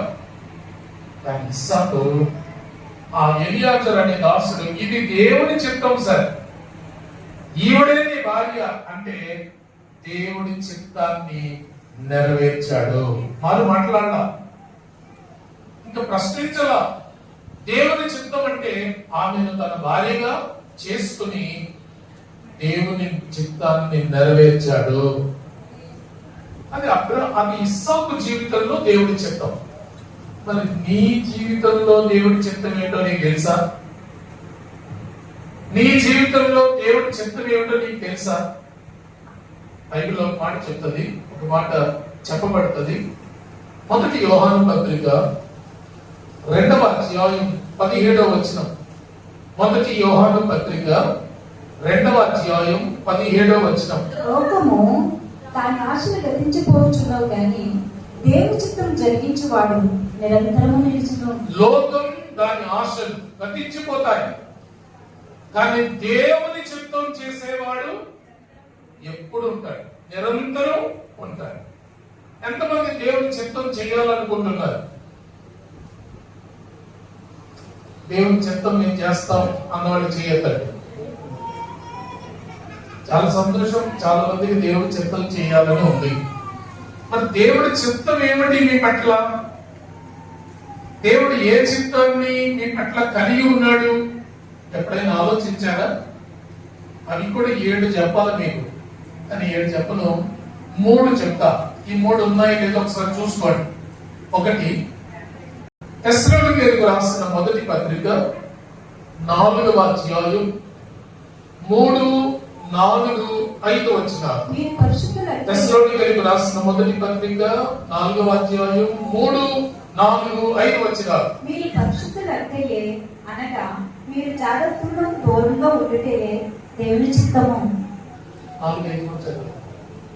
మీరు ప్రతి వాడును దేవుని ఎరిగని అన్యజనుల వలె కామాభిలాష యందు కాక పరిశుద్ధత యందును ఘనత యందును తన తన ఘటనము ఎట్లు కాపాడుకొనవలెనో అది ఎరిగి ఉండుటయే దేవుని చిత్తము. దేవునికి ఉన్న మొదటి చిత్తం ఏమిటంటే నీ ఘటం. ఘటం అంటే ఏమిటి? శరీరం. మీ శరీరాన్ని ఘనంగా ఉంచుకోవడం దేవుడి చిత్తం. శరీరానికి ఎప్పుడు ఘనత వస్తుంది? 4 నక్లెస్ వేసినప్పుడు, ముక్కుకు చెవులకి కమ్మలు, ముక్కు పొడకలు పెట్టినప్పుడు, మంచి గాజులు వేసినప్పుడు, గల్ గల్ అనే గజ్జలు వేసినప్పుడు శరీరానికి ఎప్పుడు ఘనత వస్తుంది? మంచి వస్త్రాలు వేసినప్పుడు, పరిశుద్ధంగా ఉండడం నేర్చుకున్నాం. దేవుని చిత్తం ఏమిటంటే దేవుని ఎరుగని అన్యజనుల వలె కామాభిలాష యందు కాక పరిశుద్ధత యందును ఘనత యందును తన తన ఘటమును ఎట్లు కాపాడుకొనవలెనో అది ఎరిగి ఉండుట దేవుని చిత్తం. ఆలయానికి వస్తున్నావు, వెళ్తున్నావు, ఎన్నో సందేశాలు వింటున్నావు, కానీ పరిశుద్ధంగా ఘనంగా నీ శరీరాన్ని ఉంచుకున్నావు. నా శరీరాన్ని పరిశుద్ధంగా ఉంచుకున్నాను, నా శరీరాన్ని ఘనంగా నేను ఎంచుకుంటున్నాను అని ఒక్కరైనా చెప్పగలరా? అలాంటప్పుడు మనం దేవుని చిత్తం చేసుకున్న వాళ్ళమైనా, దేవుని చిత్తాన్ని నెరవేరుస్తున్న వాళ్ళమైనా, దేవుని చిత్తానికి చాలా దూరంగా ఉన్నాం. దేవుని చిత్తం చేసిన వాడే నిరంతరము నిలుచును. ఇది మొదటి చిత్తం. రెండవదిగా తెస్సలోనికీయులకు రాసిన మొదటి పత్రిక 5వ అధ్యాయం 16వ వచనం. తెస్సలోనికీయులకు రాసిన మొదటి పత్రిక 5వ అధ్యాయం 16వ వచనం. ప్రతి విషయమందును కృతజ్ఞతాస్తుతులు చెల్లించుడి. ఇలాగూ చేయుట యేసుక్రీస్తునందు మీ విషయంలో దేవుని చిత్తము. రెండవది దేవుడి చిత్తం ఏంటో తెలుసా? ఏం జరిగినా స్తోత్రాలు చెప్పాలి. ప్రతి విషయంలో, అంటే మంచి జరిగినా చెడు జరిగినా, జయం వచ్చినా అపజయం వచ్చినా, లాభం వచ్చినా నష్టం వచ్చినా ఏం చేయాలి? కృతజ్ఞతాస్తుతులు చేయాలి. ఎప్పుడు మూతి పుంచుకొని కూర్చోబడతాం? ఎప్పుడు సంతోషంగానే ఉండాలి, ఎప్పుడు ప్రభువును ఆరాధిస్తూనే ఉండాలి, ఎప్పుడు ప్రభువును కీర్తిస్తూనే ఉంటారు. ఇంతవరకు చక్కటి ఆరాధన దైవజనులు చేశారు. మీలో చాలా మంది నన్ను తెచ్చుకునే ఉంటారు. నేను రాగానే నన్ను చూస్తున్నారు అంటే మీరు ఆరాధన చేయటం ఉంటారు. మీరు ఆరాధనలో మమేకం అవలా, మీరు నా వైపు చూస్తున్నారు, లేక ఇక్కడ ఏం జరుగుతుందో చూస్తున్నారు. అలాంటప్పుడు మీరు ఆరాధకులు ఎలా ఉంటారు? ఒకరి ఆరాధన నడిపిస్తుంటే మనం మై మరచి ఆ ఆరాధనలో ఏకమైపోవాలి. పరిసరాలు మర్చిపోవాలి. మనం స్తుతించడం ద్వారానట 50వ కీర్తన 23వ వచనం, 50వ కీర్తన 23వ వచనం.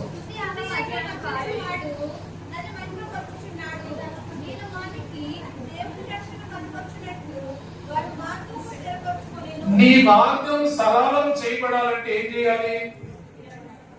స్తుతి చేయాలి. అంతే.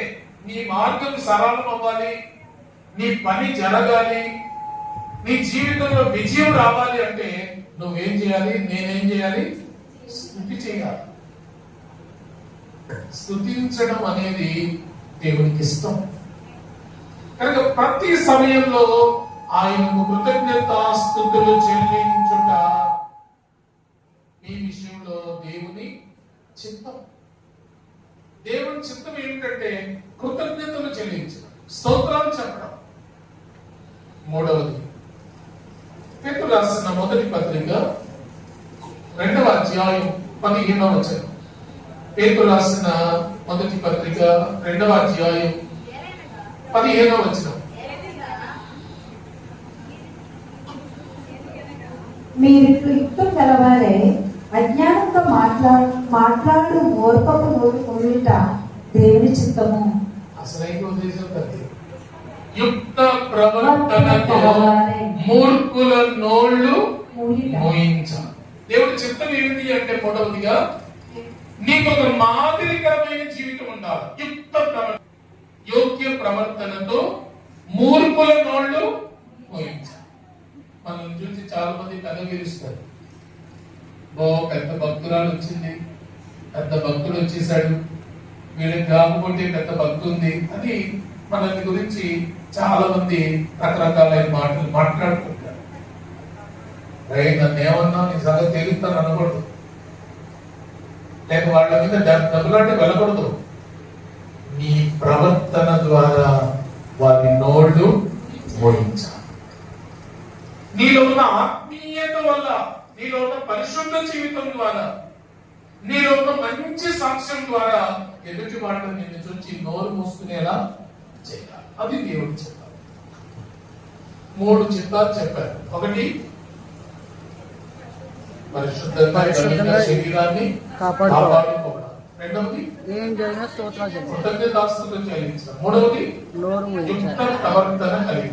ఈ 3 నోళ్ళు ఎంతమంది ఉన్నా చేయొద్దు. అంటే మనం ఎవరం దేవుడి చిత్తాన్ని చేయడం కాదు. అలాంటప్పుడు మనం ఎలా చెప్పించుకుంటాం? ఇప్పుడు నీవు యెహోవా వలన ఆశీర్వాదము నొందిన వ్యక్తివని, ఇప్పుడు నీవు యెహోవా వలన ఆశీర్వాదము నొందిన వ్యక్తివి అని ఇస్సాకు చెప్పించుకోవడానికి 3వ కారణం అతడు దేవుని చిత్తాన్ని నెరవేర్చాడు. ఈరోజు నా జీవితంలో దేవుని చిత్తాన్ని నెరవేరిస్తే మనం కూడా ఆశీర్వదించబడవచ్చు. 4వదిగా ఆదికాండం 25వ అధ్యాయం 21వ వచనం.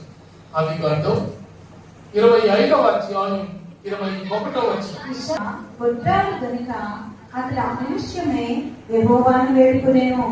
యెహోవా అతని ప్రార్థన వినెను గనుక అతని భార్య అయిన రెబ్కా గర్భవతి అయ్యెను. దేవునికి మహిమ కలుగును గాక. ఇస్సాకు చేసిన మొదటి పని ఏమిటి? దేవుని మందిరానికి వెళ్ళడం, దక్షిణ దేశమున నివసించడం. బెయేర్ లహరి గుండా దక్షిణ దేశానికి వెళ్ళి అక్కడ నివసించడం. దక్షిణ దేశం అంటే హెబ్రోను. రెండవది వాక్యాన్ని ధ్యానించడం. మూడవది దేవుని చిత్తాన్ని నెరవేర్చడం. 4వది ప్రార్థించడం. ఏమిటి? మీరు ఎంతమంది రోజు ప్రార్థిస్తున్నారు? రోజు ప్రార్థించే వాళ్ళు చేయొద్దండి. చాలా మంది ప్రార్థన చేస్తున్నారు. పోయినసారి వచ్చినప్పుడు చెప్పానా డమ్మీ ప్రార్థనలు. 3 డమ్మీ ప్రార్థనలు ఉంటాయి. ఏం ప్రార్థనలు? అవి ప్రార్థనలే కానీ అవి ప్రార్థనలు కాదు. మనం ప్రార్థన పనులుగా చెయ్యం. ఏమిటవి? చెప్పండి. డమ్మీ ప్రార్థన ఏంటి? ఒకటి భయం ప్రార్థన. ఏం ప్రార్థన? ఇది భోజనానికి ముందు చేస్తాం. ఈ భోజనంలో ఎవరైనా మందు కలిపేశారేమో, బల్లి పడిందేమో, విష ప్రయోగం జరిగిందేమో, ఇది ఏమైనా చెడిపోయిందేమో, ఈ కడుపుకి ఏమైనా అప్సెట్ అవుతుందేమో అనుకున్నప్పుడు భయంతో ప్రార్థన చేస్తాం. దాన్ని ఏమంటారు? భయం ప్రార్థన. ఇది చేయకూడదు కాదు, చెయ్యాలి. చేసే భోజనం చేయాలి. ఈ ప్రార్థన చేసి నేను ప్రార్థిస్తున్నాను సార్ అనకూడదు. ఇది డమ్మీ ప్రార్థన. రెండవది భద్రత ప్రార్థన. ఏం ప్రార్థన? ఇది ఎప్పుడు చేస్తామంటే పడుకునే ముందు చేస్తాం. అప్పుడు ఏమని ప్రార్థిస్తామంటే, ప్రభు ఆది నుంచి పడుకుంటాను, దొంగోడు వస్తుందేమో, దయ్యం వస్తుందేమో, పెట్టుకొస్తుందేమో, లేక ఏదైనా కిడకలు వస్తాయేమో, మీరు AK-47 చేతులు పట్టుకుని రాత్రంతా నా మంచం చుట్టే తిరుగుతా ఉండండి. ఏం ప్రార్థన ఇది? భద్రత ప్రార్థన. ఒకటి భయం ప్రార్థన, రెండవది భద్రత ప్రార్థన. ఇక మూడో డమ్మీ ప్రార్థన ఏమిటంటే ముందు చూపు ప్రార్థన. ఇది ఎలా ఉంటదంటే, ఇది ప్రయాణానికి ముందు చేస్తాం.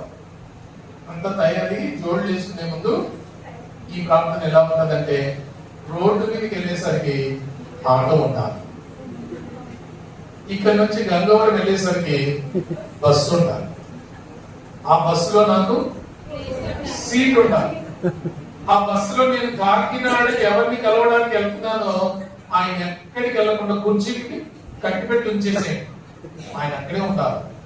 నేను ఆయన దగ్గరికి వెళ్ళి నా కష్టాన్ని చెప్పుకున్నప్పుడు ఆయన ఊ అన్నారు తప్ప ఒప్పో అనకూడదు. ఏం చేస్తావో నువ్వే చేయి. ఏం ప్రార్థన ఇది? ముందు చూపు ప్రార్థన. ఇది చేయకూడదని కాదు. భయం ప్రార్థన చేయాలా, భద్రత ప్రార్థన చేయాలా, ముందు చూపు ప్రార్థన కూడా చేయాలి. ఇవి మంచిదే. ఇవి చేసి నేను ప్రార్థిస్తున్నాను రోజు అనకూడదు. ఇవి కాకుండా చేసేవాళ్ళు ఎవరైనా ఉంటే చేయట్లేదు. అంటే మిగతా వాళ్ళందరూ ఈ డమ్మీ ప్రార్థన చేసేసి నీకు రోజు ప్రార్థన చేసుకుంటున్నా సార్ అన్నారా? ఇప్పుడు ఇవి కాకుండా చేసేవాళ్ళు ఎంతమంది ఉన్నారు చేయండి చూద్దాం. 1, 2, 3 అందరు చేస్తున్నారా? గోరెంటకు బోర్డు రాసింది కూడా చేసేస్తున్నారు.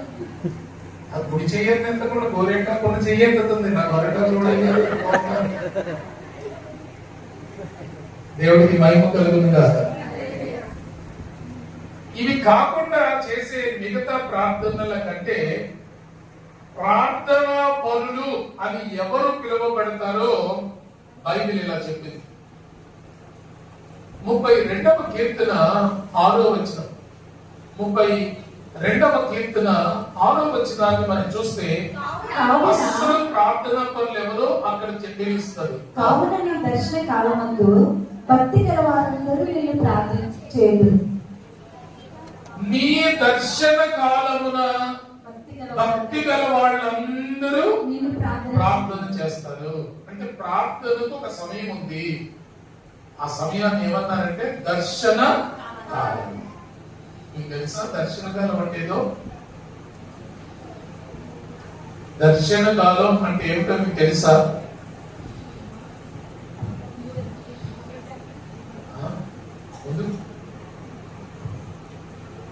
మనకు రోజుకి పగలు 4 జాములు, రాత్రి 4 జాములు. జాము అంటే 3 గంటలు. ఉదయం 6 నుండి 9 గంటల వరకు పగలు మొదటి జాము, 9 నుండి 12 గంటల వరకు పగలు రెండవ జాము, 12 నుండి 3 గంటల వరకు పగలు మూడవ జాము, 3 గంటల నుండి సాయంకాలం 6 గంటల వరకు పగలు 4వ జాము, సాయంకాలం 6 నుండి రాత్రి 9 గంటల వరకు రాత్రి మొదటి జాము, రాత్రి 9 నుండి మధ్యరాత్రి 12 గంటల వరకు రాత్రి రెండవ జాము, మధ్యరాత్రి 12 నుండి తెల్లవారుజామున 3 గంటల వరకు రాత్రి 3వ జాము, తెల్లవారుజామున 3 నుండి ఉదయం 6 గంటల వరకు రాత్రి 4వ జాము. ఈ 4 జాముల్లో దర్శన కాలం అని ఎప్పుడు అన్నారు అంటే మత్తయి సువార్త 14వ అధ్యాయం 24వ వచనం. మత్తయి సువార్త 14వ అధ్యాయం 25వ వచనం. రాత్రి 4వ జామున ఆయన సముద్రం మీద నడుచుచు వారి యొద్దకు వచ్చెను. ఏ జాము? 4వ జాము అంటే ఎప్పుడు? 3 నుండి 6 గంటల వరకు ఉన్న సమయాన్ని ఏ జాము అన్నారు? 4వ జాము. ఈ 4వ జామున దేవుని దూతలు కనబడతారు. దీన్ని దర్శన కాలం అంటారు. అపోస్తలుల కార్యములు 10వ అధ్యాయం 3వ వచనం. అపోస్తలుల కార్యములు 10వ అధ్యాయం 3వ వచనం. ఇంచుమించు 3 గంటల వేళ దేవుని దూత అతని యొద్దకు వచ్చి, ఏ టైం ఇంచుమించు 3 గంటల అంటే వేళ ఏ సమయం అన్నాం? అది దర్శన కాలం. మరి దర్శన కాలం ప్రార్థన సమయం అని ఎలా చెప్పాలి అంటే అపోస్తలుల కార్యములు 3వ అధ్యాయం 1వ వచనం. అపోస్తలుల కార్యములు 3వ అధ్యాయము 1వ వచనం. 13 గంటలకు ప్రార్థన కాలమున ఏం సమయం? 13 గంటలకు ఏం సమయం? అది దర్శన కాలము. ఎప్పటి నుండి? 3 నుండి 6 గంటల వరకు. అది తెల్లవారుజామున 3 నుండి 6 వరకు అయినా కానివ్వండి, మధ్యాహ్నం 3 నుండి 6 వరకు అయినా కానివ్వండి, అది ప్రార్థనా సమయము. అది ప్రార్థనా సమయం. ఆ సమయమున ఎంతమంది ప్రార్థిస్తున్నారు చేయొద్దు. మేము లేచేదే 7 కాదు, దూతలు వచ్చాయి వెళ్ళిపోయాయి, మేము లేచాం, మేము ప్రార్థన చేస్తాం. ప్రతి క్షణం ప్రార్థించాలి. కానీ ప్రార్థన సమయంలో చేసే ప్రార్థన నీ జీవితాన్ని మలుపు తిప్పుతుంది. ఆ సమయంలో నువ్వు ప్రార్థిస్తే దేవుడు అద్భుతంగా ప్రార్థన ఆలకిస్తాడు. ఆ సమయంలో చేసే ప్రార్థనకి ఫలితం ఎలా ఉంటుందో తెలుసా? ప్రకటన గ్రంథం 8వ అధ్యాయం మొదటి 3 వచనాలు. ప్రకటన గ్రంథం 8వ అధ్యాయం మొదటి 3 వచనాలు.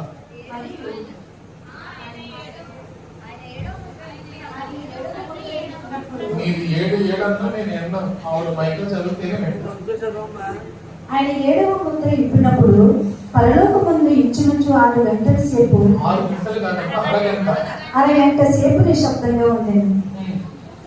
అంతటా నేను దేవుని ఎదుట నిలుచు 7 దూతలను చూసి తిని వారు 7 బూరలు ఇవ్వబడెను. మరియు దుప్పట్లు చేపట్టుకుని ఉన్న వేరొక దూత వచ్చి బలిపీఠ ఎదుట నిలువగా సింహాసం ఎదుటనున్న సువర్ణ బలిపీఠం పైన పరిశుద్ధులందరి ప్రార్థనలో కలుపుటకై అతని బహు ధూప ద్రవ్యములు ఇవ్వబడెను. ఇక్కడ మీకు ఆ అనుభవాన్ని యోహాను ఎలా చూశాడో చెప్తా. పరలోకం అంతా నిశ్శబ్దం, అందరి చేతుల బోర్లు ఉన్నాయి, కానీ ఎవరు వదలట్లేదు. అప్పుడు ఒక దూత పరిశుద్ధుల ప్రార్థనలు సువర్ణ ధూపార్తిలో చేత పట్టుకొని వచ్చి ప్రభు సింహాసనం ఎదుటిగా ఉండిన ఆ బలిపీఠం మీద కుమ్మరిస్తూ ఉంటే, సువర్ణ బలిపీఠం మీద ప్రార్థనలు కలుపుతూ ఉంటే ప్రభు వింటూ ఉన్నాడు. అంటే ఎంత విలువ ఉంది నీ ప్రార్థనకి అంటే, నువ్వు ప్రార్థిస్తే పరలోకం నిశ్శబ్దమై వింటది. మనం ప్రార్థిస్తే పరలోకమే నిశ్శబ్దమై మన ప్రార్థన మీద దృష్టి పెడతది. అంటే నా ప్రార్థనకు దేవుడిచ్చిన విలువ అలా. కాబట్టి దర్శన కాలమున మనం ప్రార్థిస్తే దేవుడు మన ప్రార్థనకు సమాధానం ఇస్తాడు. ఇప్పుడు ఇస్సాకు ఎలా దీవించబడ్డాడు? ప్రార్థించడం ద్వారా. దేవుడిని ప్రార్థించాడు, దేవుడు అతని ప్రార్థన విన్నాడు. తద్వారా ఏడ్పుకుంటూ తన జీవితం ఏమైపోయింది?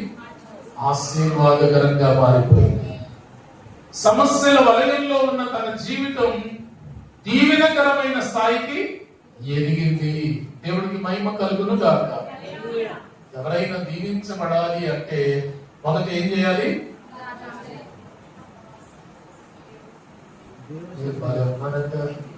మొదట ఏం చేయాలి? దేవుని మందిరానికి వచ్చి నివసించాలి. రెండవది దేవుని వాక్యాన్ని ధ్యానించాలి. మూడవది దేవుని చిత్తాన్ని చేయాలి.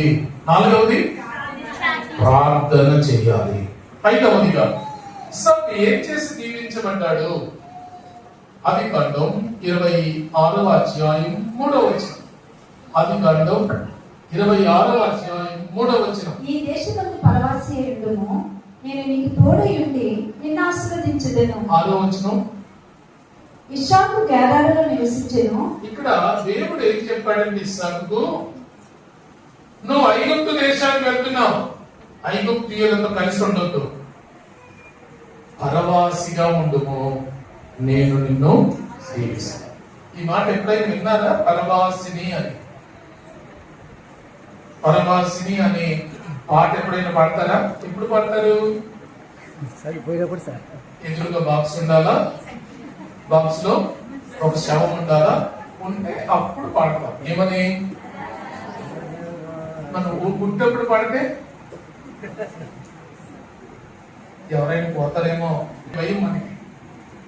కానీ ఈ పాట ప్రతిరోజు పాడుకోవాలి. ఎందుకంటే మనం ఇక్కడ వాడడం, నువ్వు అన్యులతో మమేకమైపోతే, నువ్వు అన్యులతో స్నేహంగా ఉంటే, నువ్వు అన్యుల్లో అన్యుడుగా ఉంటే దేవుడు నేను దీవించడు. ప్రత్యేకంగా ఉండాలట.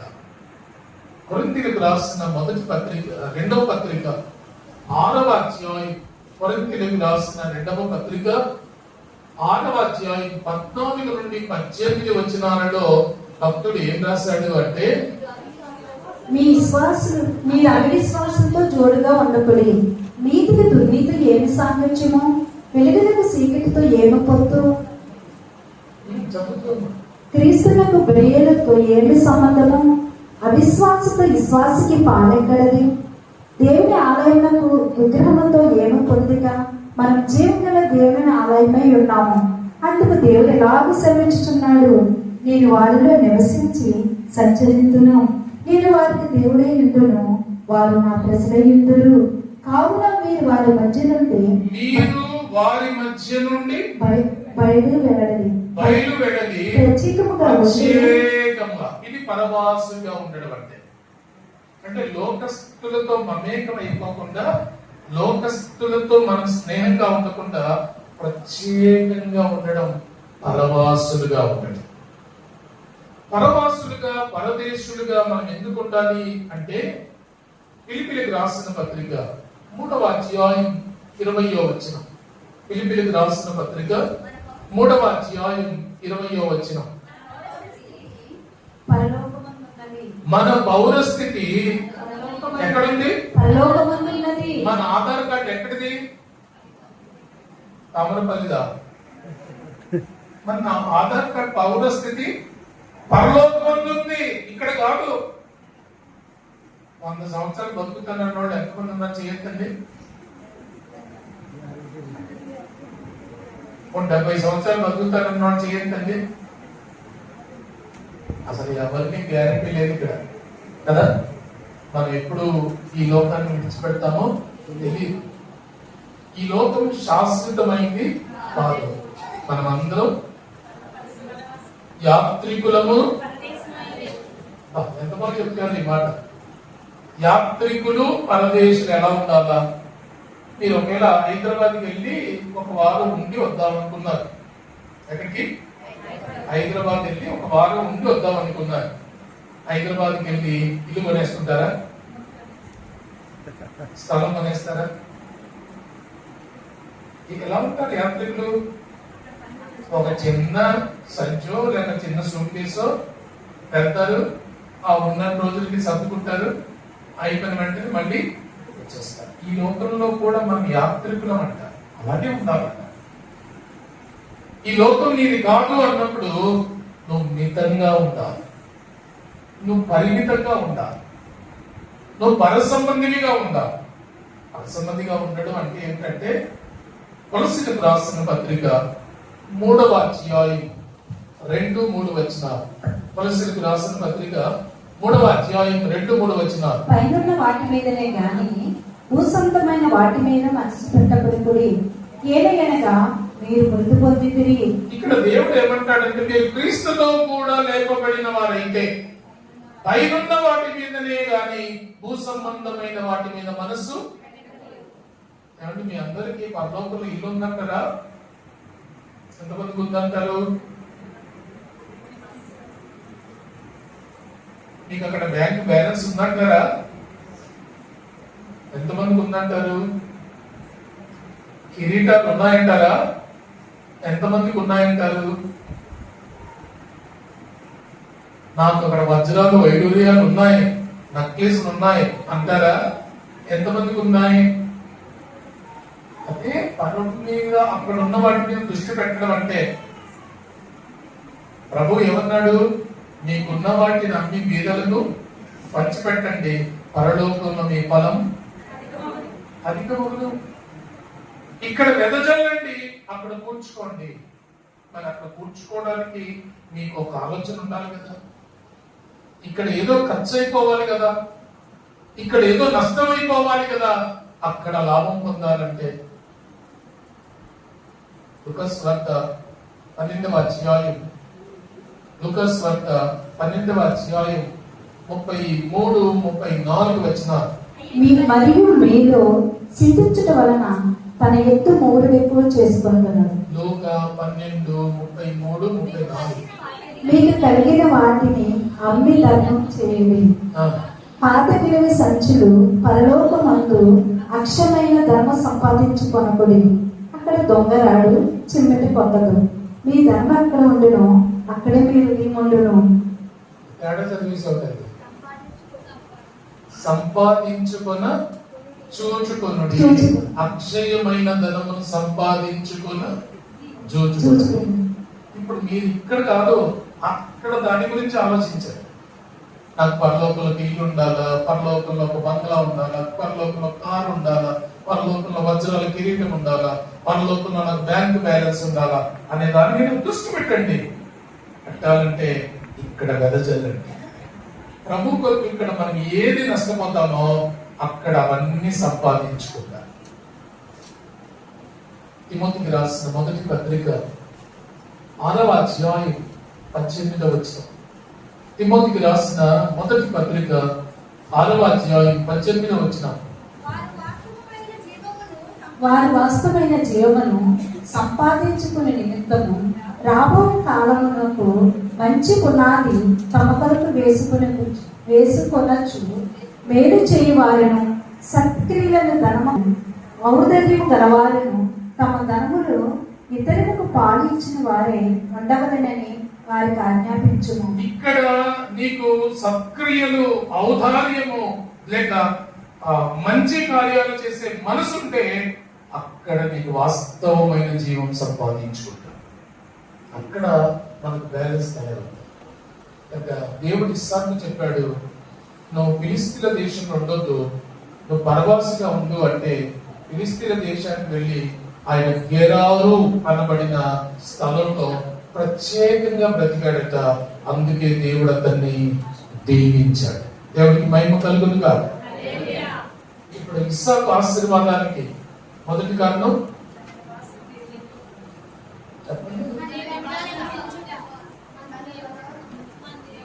మందిరంలో నివసించుట, రెండవది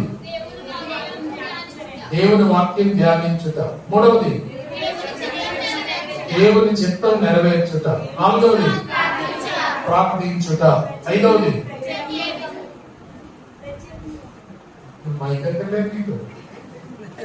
ఐదవది పరవాసిగా ఇళ్లలో జీవించుట.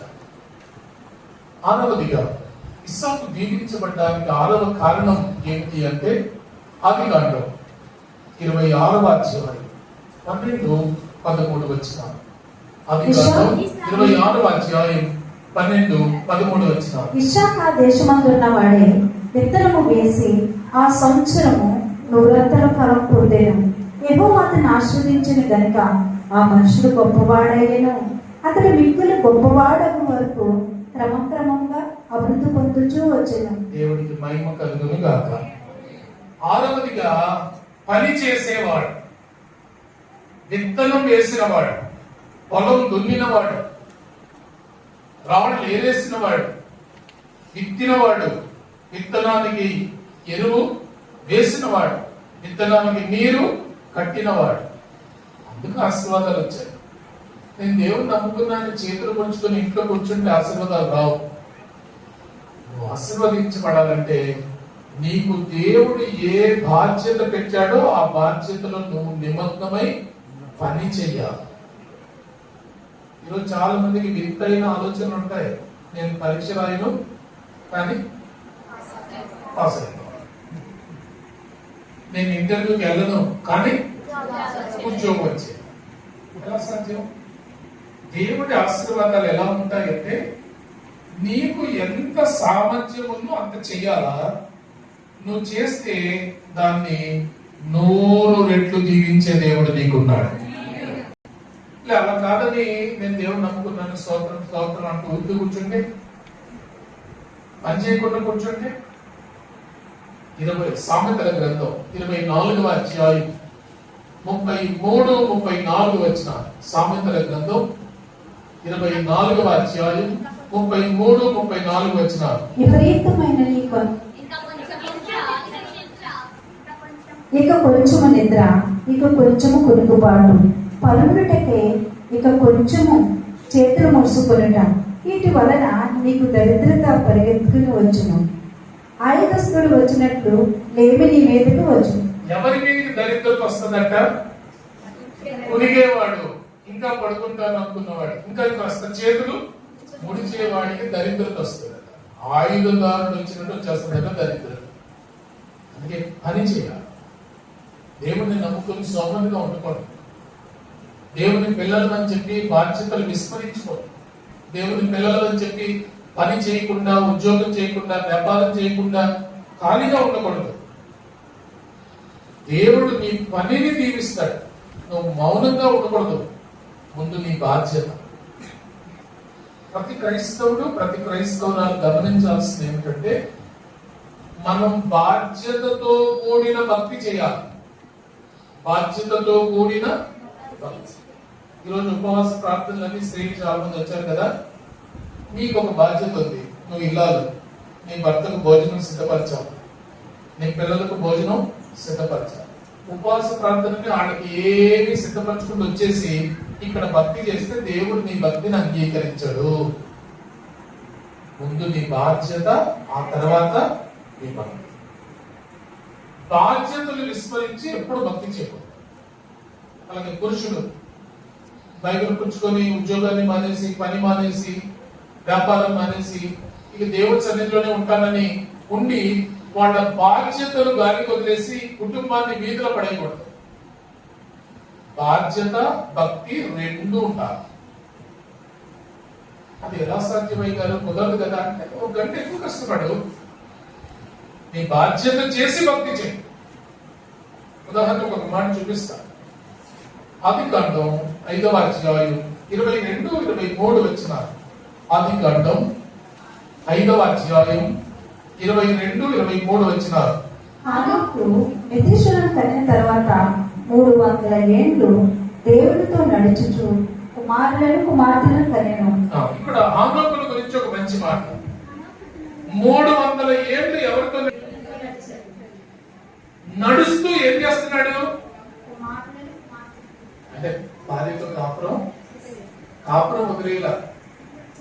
నేను దేవుడితో నడుస్తున్నానని భార్యని గాలి వదిలేలా.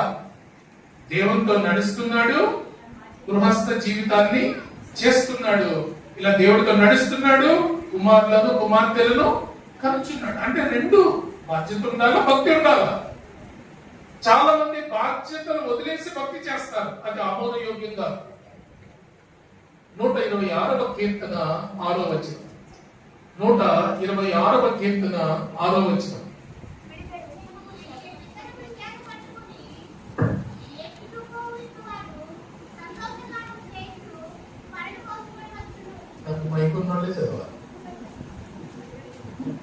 అన్నం పిడికెడు విత్తనములు చేత పట్టుకుని ఏడ్చుచు పోవు విత్తువాడు సంతోషగానం చేయొచ్చు పనులు మోసుకుని వచ్చి. ఇప్పుడు ఆ పిడికిడి విత్తనాలు పట్టుకున్న అతను ఎందుకు ఏడుస్తున్నాడు? ఎందుకు ఏడుస్తున్నాడంటే ఆయనకు బోలెడు పొలం ఉంది, కానీ విత్తడానికి పెట్టుబడి లేదు. పిడికిడే విత్తనాలు ఉన్నాయి, కానీ నేల మాత్రం చాలా ఉంది. భూమి ఎక్కువ ఉంది, కానీ విత్తడానికి పెట్టుబడి లేదు, విత్తనం లేదు. కాబట్టి పిడికిడే చేతిలో పట్టుకున్నాడట, ఏడుస్తూ ప్రార్థిస్తున్నాడట, ప్రభువా నా దగ్గర ఉన్నది ఇంతే, నేను ఇంతే చేయగలను. ఇదిగో ఈ పిడికెడు విత్తనాలే నువ్వు దీవించు నాయనా అని ఆ పిడికెడు విత్తనాలు ప్రార్థించి చల్లేశాడు. పంట వచ్చింది. ఏమొచ్చింది? అంటే 100 అంకలు పండింది. సంతోషగానంతో పనులు మోసాడంటే ఆయన ఆనందం ఎక్కువైపోయింది. అమ్మ నేను విత్తింది చాలా తక్కువే, నేను చాలా తక్కువ పెట్టుబడిని వాడాను, నేను కొంచెం విత్తనాలు వేశానే, నా దేవుడు ఎంత ఆశీర్వదించాడు నన్ను, అది ఆనందించాను. ఈరోజు నా సామర్థ్యం ఎంతో అంత మనం కష్టపడితే ఆ తర్వాత ఎవరు చూసుకుంటారు? దేవుడు చూస్తారు. దేవుడికి మహిమ కలుగుతా. ఇస్సాకు ఆశీర్వదించబడ్డానికి 6వ కారణం చేశాడు. 7వదిగా చివరిదిగా ఆదికాండం 26వ అధ్యాయం 25వ వచనం. ఆదికాండం 26వ అధ్యాయం 25వ వచనం. అక్కడ అతడు ఒక బలిపీఠము కట్టించి యెహోవా నామమున ప్రార్థన చేసి అక్కడ తన గుడారం వేసాడు. ఇక్కడ ఇస్సాకు చేసిన 7వ పని బలిపీఠము కట్టి. బలిపీఠం కట్టే ఏం చేయాలా? బలిపీఠం కట్టడం అంటే ఏం చేయాలా? బలులు ఇవ్వాలా. బలిపీఠం ఎందుకు కట్టారు? బలి ఇవ్వాలంటే ఏమి ఉండాలా? పశువులు ఉండాలి. ఇస్సాకు తన జీవితంలో ఓడిపోయాడు. గెరారులో ఓడిపోయాడు, గెరారు లోయలో ఓడిపోయాడు, పక్కూరులో ఓడిపోయాడు. అలా అన్ని ఓడిపోతూ బేర్షెబాకు వచ్చిన తర్వాత తన పని వాళ్ళు అన్నారు, సార్ మీకు ఇక్కడ గుడారం వేస్తాం, బావులు తవ్వుతాం అంటే ఆయన అన్నాడు, లేదు లేదు, ముందు దేవుడికి బలిపీఠం కడతాం. బలిపీఠం కట్టడం అంటే సమర్పించేద్దాం ముందు దేవుడికి. మన దగ్గర ఏముందో అదంతా ఎవరికి ఇచ్చేద్దాం? దేవుడికి ఇచ్చేద్దాం. ఆ తర్వాత నాకు గుడారం వేయండి, ఆ తర్వాత బాబులు. మన జీవితంలో ఎప్పుడైతే దేవుడికి సమర్పించడం నీకు అలవాటు అవుతుందో అప్పుడే నువ్వు దీవించబడతావు. నువ్వు దేవుని కొరకు అర్పించడం నీకు ఎప్పుడు అలవాటు అవుతుందో, బలిపీఠం కట్టడం ఎప్పుడు అలవాటు అవుతుందో అప్పుడే దీవించబడతావు. దేవుడు ఏదైతే ఇవ్వాలంటే ముందు నీ సమర్పణను చూస్తాడు. చాలా మంది వాడే పదం ఏమిటంటే మలాకి గ్రంథం 3వ అధ్యాయం 10, 11, 12 వచ్చిన. నా దేవుని మందిరంలో ఆహారం ఉండనట్లు 10వ భాగం మీరు నా మందిరపు నిధిలోనికి తీసుకుని రండి. దీన్ని చేసి మీరు నన్ను శోధించ, నేను ఆకాశ వాకంలో పడ్డజాలనంత విస్తారముగా దీవెనలు కుమ్మరించదనని సైనికాధిపతి యెహోవా సెలవిచ్చుచున్నాడు. మీ పంటను తినివేయు పురుగులను నేను గద్దించదును, అవి మీ పంటను నాశనము చేయవు. మీ ద్రాక్ష చెట్లు అకాల ఫలములు రాల్పకుండునని సైనికాధిపతి యెహోవా సెలవిచ్చుచున్నాడు. దేవుడు వాగ్దానం చేశాడు, మీకు ఆకాశ వాక్యులు విప్పుతా, పట్టజాలని దీవెనలు పంపుతా, మీ పంట తినివేసే పురుగులు గద్దిస్తా, మీ వృక్షాలు లేక మీ ఫల వృక్షాలు అకాలపు కాయలు కాయకుండా రాల్చి నేను వాటిని పరిశుద్ధం చేస్తా అని దేవుడు అన్నాడు. చాలా మంది ప్రభువా ఆకాశ వాక్యులు ఇవ్వేవా, పంపించేవా, దీవించేవా అని అడుగుతుంటారు. మంచిదే, ఆయన విప్పగలడు, పంపగలడు. దాని కండిషన్ ఏమిటి? సమర్పణ. నువ్వు దశంభాగం ఇస్తే నేను అలా చేస్తా. దీన్ని ఇంకొకలా మార్చుకుందాం. నీ పంట తినివేయే పురుగుల కంటే నీ శరీరాన్ని బాగు చేసే రోగం, నీ శరీరాన్ని పాడు చేసే రోగం అందాం. నీ పిల్లల జీవితాలు అందాం. అకాలపు కాయలు, పిల్లల మధ్యలోనే చదువులు ఆగిపోతాయి, వాళ్ళ వైభవ జీవితాలు ఆగిపోతాయి. ఇలా మార్చుకుందామా? మీరు నాకు ఇచ్చి నన్ను శోధిస్తే నేను ఆకాశపు వాక్యం విప్పి పట్టజాలనంత దీవెనలు కురిపిస్తా. మీ శరీరాన్ని పాడు చేసే రోగం ఏది మీ దగ్గరికి రాదు. మీ పిల్లలు అకాల బలమై ఉండకుండా నేను వారిని స్థిరపరుస్తా అని దేవుడు అంటారు. ఈరోజు నీ పిల్లలు ఎందుకు వీధిలో పాడయ్యారంటే నువ్వు దేవునికి బలిపీఠ కట్టకపోవడం వల్ల. ఎందుకు నీ కుటుంబానికి రోగాలు ఇంకా పీడిస్తున్నాయి? ఎందుకు లేనిపోని జబ్బులు వస్తున్నాయి? ఎందుకు హాస్పిటల్కి నువ్వు వేల వేల ఖర్చు చేయాల్సి వస్తుందంటే నువ్వు బలిపీఠం కట్టకపోవడం. సామెతల గ్రంథం 3వ అధ్యాయం 8-9 వచనం. సామెతల గ్రంథం 3వ అధ్యాయం 8-9 వచనం. అప్పుడు నీ దేవునకు ఆరోగ్యమును నీ ఎముకలకు సత్తువయు కలుగును. నీ రాబడి అంతటిలో బ్రహ్మఫలమును నీ ఆస్తిలో భాగం ఇచ్చి యెహోవాను కనపరచుము. ఎప్పుడు ఆరోగ్యం వస్తుందంటే నీ ప్రథమ ఫలం దేవుడికి ఇవ్వాలి. నీ ఆస్తిలో భాగం ఇస్తే నీకు ఆరోగ్యం వస్తుంది. ఎంతమంది దర్శన భాగాలు ఇస్తారు? మీ దర్శన భాగాలు ఇచ్చేవాడు చేయొద్దండి.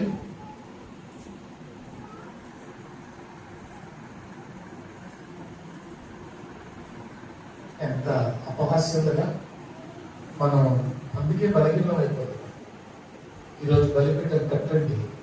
ప్రభు కొరకు సమర్పణ చేసే జీవితాన్ని అలవర్చుకోండి. ప్రభు కొరకు మనం ఏమి ఖర్చు పెట్టినా అది నష్టం కాదు, అది వేల కొలగా మారుతుంది. దేవునికి ఎంత ఇచ్చినా, దేవునికి ఎంత ఖర్చు పెట్టినా అది మనకే వస్తుంది తప్ప, ఎందుకంటే ఆయన లేనోడా. మనం దేవుడికి ఇస్తే ఆయన చూచి అప్పుడు మరిన్ని దీవెనలు ఇస్తాడు. ఇస్సాకు బలిపీఠం కట్టిన తర్వాత అతడు దీవించబడ్డాడు. ఇస్సాకు దీవెనకు 7 కారణాలు. 1,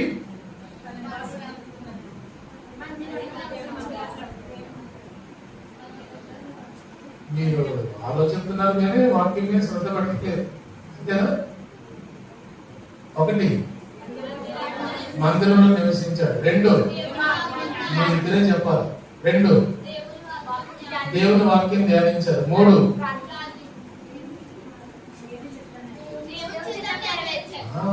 ఎక్కడో ఉన్నారు మీరు. దేవుడి చిత్తం నెరవేర్చారు. 4, ప్రార్థించారు. 5, వాళ్ళిద్దరే పరవాసిగా ఉన్నారు. 6, అది ఇందాక పని అన్నావా? నేను పరవాసి అనేసానా? 6 పని చేశాడు. 7 బలిపీఠం. ఈరోజు మనందరం దీవించబడాలంటే ఇస్సాకు జీవితంలో ఉన్న కష్టాలు నీకు కూడా ఉన్నాయి. 7 కష్టాలు ఉన్నాయి. ఆ తర్వాత 7 నిర్ణయాలు ఇస్సాకు జీవితాన్ని మార్చేశారు. ఎవరైతే అసూయపడ్డారో, ఎవరైతే గెంటేశారో, ఎవరైతే అతన్ని చూచి పెదవించారో వాళ్ళే వచ్చి అన్నారు, ఇప్పుడు నీవు యెహోవా వలన. నీ శత్రువులు నీతో ఈ మాట చెప్పాలంటే, నీ పగవారు నీతో ఈ మాట చెప్పాలంటే, నీ మీద కోపపడే వాడిని ఈ మాటను చెప్పాలంటే నీవు నేను ఇస్సాకుల జీవితాన్ని కట్టుకోవాలి. అందులో లేచి నిలబడదామా? ఒక చిన్న ఆలోచన చేద్దామా? ఇస్సాకును మాదిరిగా పెట్టుకుందామా? ఇస్సాకు జీవితాన్ని మన జీవితానికి అనుభవించుకుందామా? అలా మనం కూడా జీవించడానికి ఇష్టపడదామా? ప్రభువుని అడుగుదాం, పశ్చాత్తాపడదాం, ప్రభువా నన్ను క్షమించమని కోరుదాం. ఇస్సాకున్నట్లుగా నాకు కష్టం, ఇస్సాకున్నట్లుగా నాకు బాధలు ఉన్నాయి, కానీ ఇస్సాకు చేసినట్టుగా నేను చేయలేకపోయాను, నన్ను క్షమించు ప్రభువా అని ప్రభువుని అడుగుదామా? అందరూ ప్రభువుని వేడుకుందాం. నయ్యరిచినటువంటి వర్తమానం మూలంగా మరి ఎన్ని రెఫరెన్స్మా, ఎన్ని రెఫరెన్స్ చెప్పారా గారు?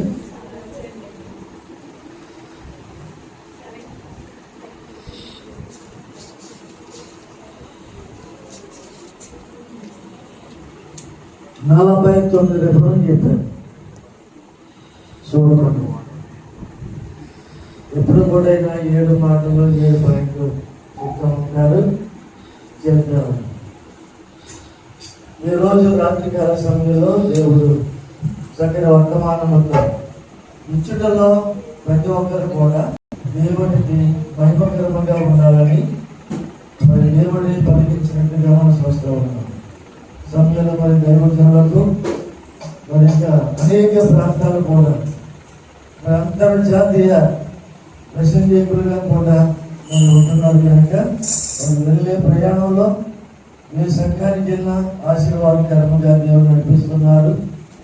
ఇంకా చక్కని ఆరోగ్యాలు ఇవ్వాలని మనం అందరం కూడా ప్రార్థించాలి. ఇంకో విషయం ఏంటంటే ఈ కాన్సెప్ట్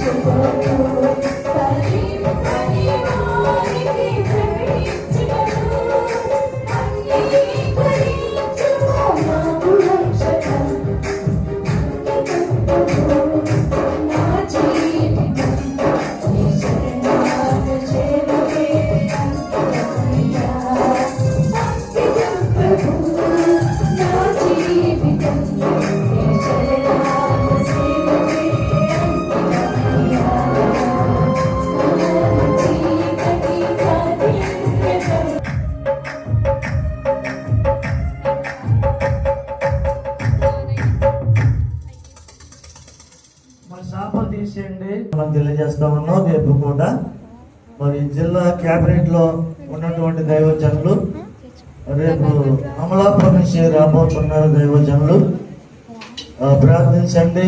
కార్యక్రమాల కొరకు, ప్రయాణాల కొరకు ప్రార్థన చేసుకుందాం.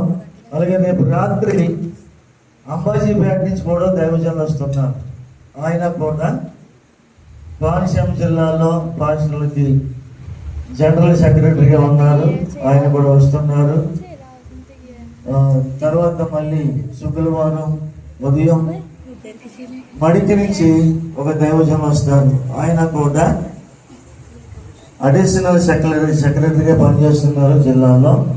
వారు వస్తున్నారు. ఆ రాత్రి కూడా వారు రీజియన్ చైర్మన్ గారు కూడా వస్తారు రాక్షర్ నుంచి. ప్రార్థించండి. కార్యక్రమాలు ఘనంగా జరిగేటట్లుగాను అలాగే కళ్ళు మూసుకోండి, ప్రార్థన చేసుకొని కార్యక్రమం పెంచుకుందాం. మహాగరుడ, మమ్మల్ని మిక్కిలిగా ప్రేమిస్తున్న మా పరమ తండ్రి, నీకు వందనాలు, స్తోత్రాలు. ఈ రాత్రికాల సమయంలో ప్రభు నాయన నీ యొక్క దైవజనులను మీరు ఏర్పాటు చేసుకుని నిలవబెట్టి మా మంచి క్షేమంగా నడిపించారు. మళ్ళా వారు వాక్యాన్ని అందించి తిరిగి ప్రయాణంలో క్షేమంగా వారు వెళ్తున్నటువంటి స్థలానికి నడిపించండి. వాహనసుడిని ప్రకారం నుంచి నడిపించండి. ఈ రాత్రి ఆయన అద్భుతమైన వర్తమానంతో ప్రతి ఒక్కరితో మీరు మాట్లాడినందుకని స్తోత్రాలు. నాయన తండ్రి విత్తమైన ప్రతి కానుకలు జ్ఞాపం చేసుకుంటున్నాం. ఆర్కెస్ట్రా సోదరులు జ్ఞాపం చేసుకుంటున్నాం. ఇక్కడ కూడి ఉన్న చిన్నలుగా పెద్దలుగా ప్రతి ఒక్కరిని కూడా ఆశీర్వదించండి. మహిమ ఘనత ప్రభావం మీరు ఆరోపించుకుంటూ మరి ఎంత ఓపిక కలిగి ప్రభు నీ మాటలు వినడానికి శక్తిని ఆరోగ్యాన్ని మీరు ఇచ్చినందుకని స్తోత్రాలు. ఏ బలహీనత చేత వచ్చిన ఆ బలహీనతలన్నిటి కూడా విడుదల చేసి సగం ఆరోగ్యాన్ని అందరికీ దయచేయమని, నేను చెప్పిన ప్రతి మాటలు కూడా జ్ఞానముతో అంగీకరించి వాటి ద్వారా జీవించడానికి కృప చూపించమని యేసు క్రీస్తుని గొప్ప నామాన్ని బట్టి, అలాగే మన ఆర్కెస్ట్రా సోదరులు కూడా ఇప్పుడు బయలుదేరి వెళ్ళినట్టుగా వాడికి కూడా తోడు నీడగా ఉంచి నడిపించండి. మళ్ళా రేపు ఉదయకాల సమయంలో మనందరం కూడా దేవుని మహిమపరచుకుందాం, ఆరాధించుకోవాలని చెప్పి జ్ఞాపకం చేసుకున్నాం. ప్రభా ఆయన జనించేవాడికి మరి అధ్యక్ష నడిపించి సహకరించినందుకు స్తోత్రం. అలాగే మొదటి రోజు ముగించబడింది, రేపటి రెండవ రోజు వాళ్ళు ప్రవేశపెడుతుండగా రేపు నాయన దైవజన ప్రయాణంలోనూ వారి నోటని మాట పెట్టి వారందరికీ కావలసిన వర్తమానం దయచేసి దీవించి ఆశీర్వదించమని తండ్రి కుమార పరిశుద్ధాత్మ నామములో అందరికీ సదాకాలము తోడి నడిపించను గాక. ఆమేన్. అందరికీ వందనాలండి. సాపదీసి మన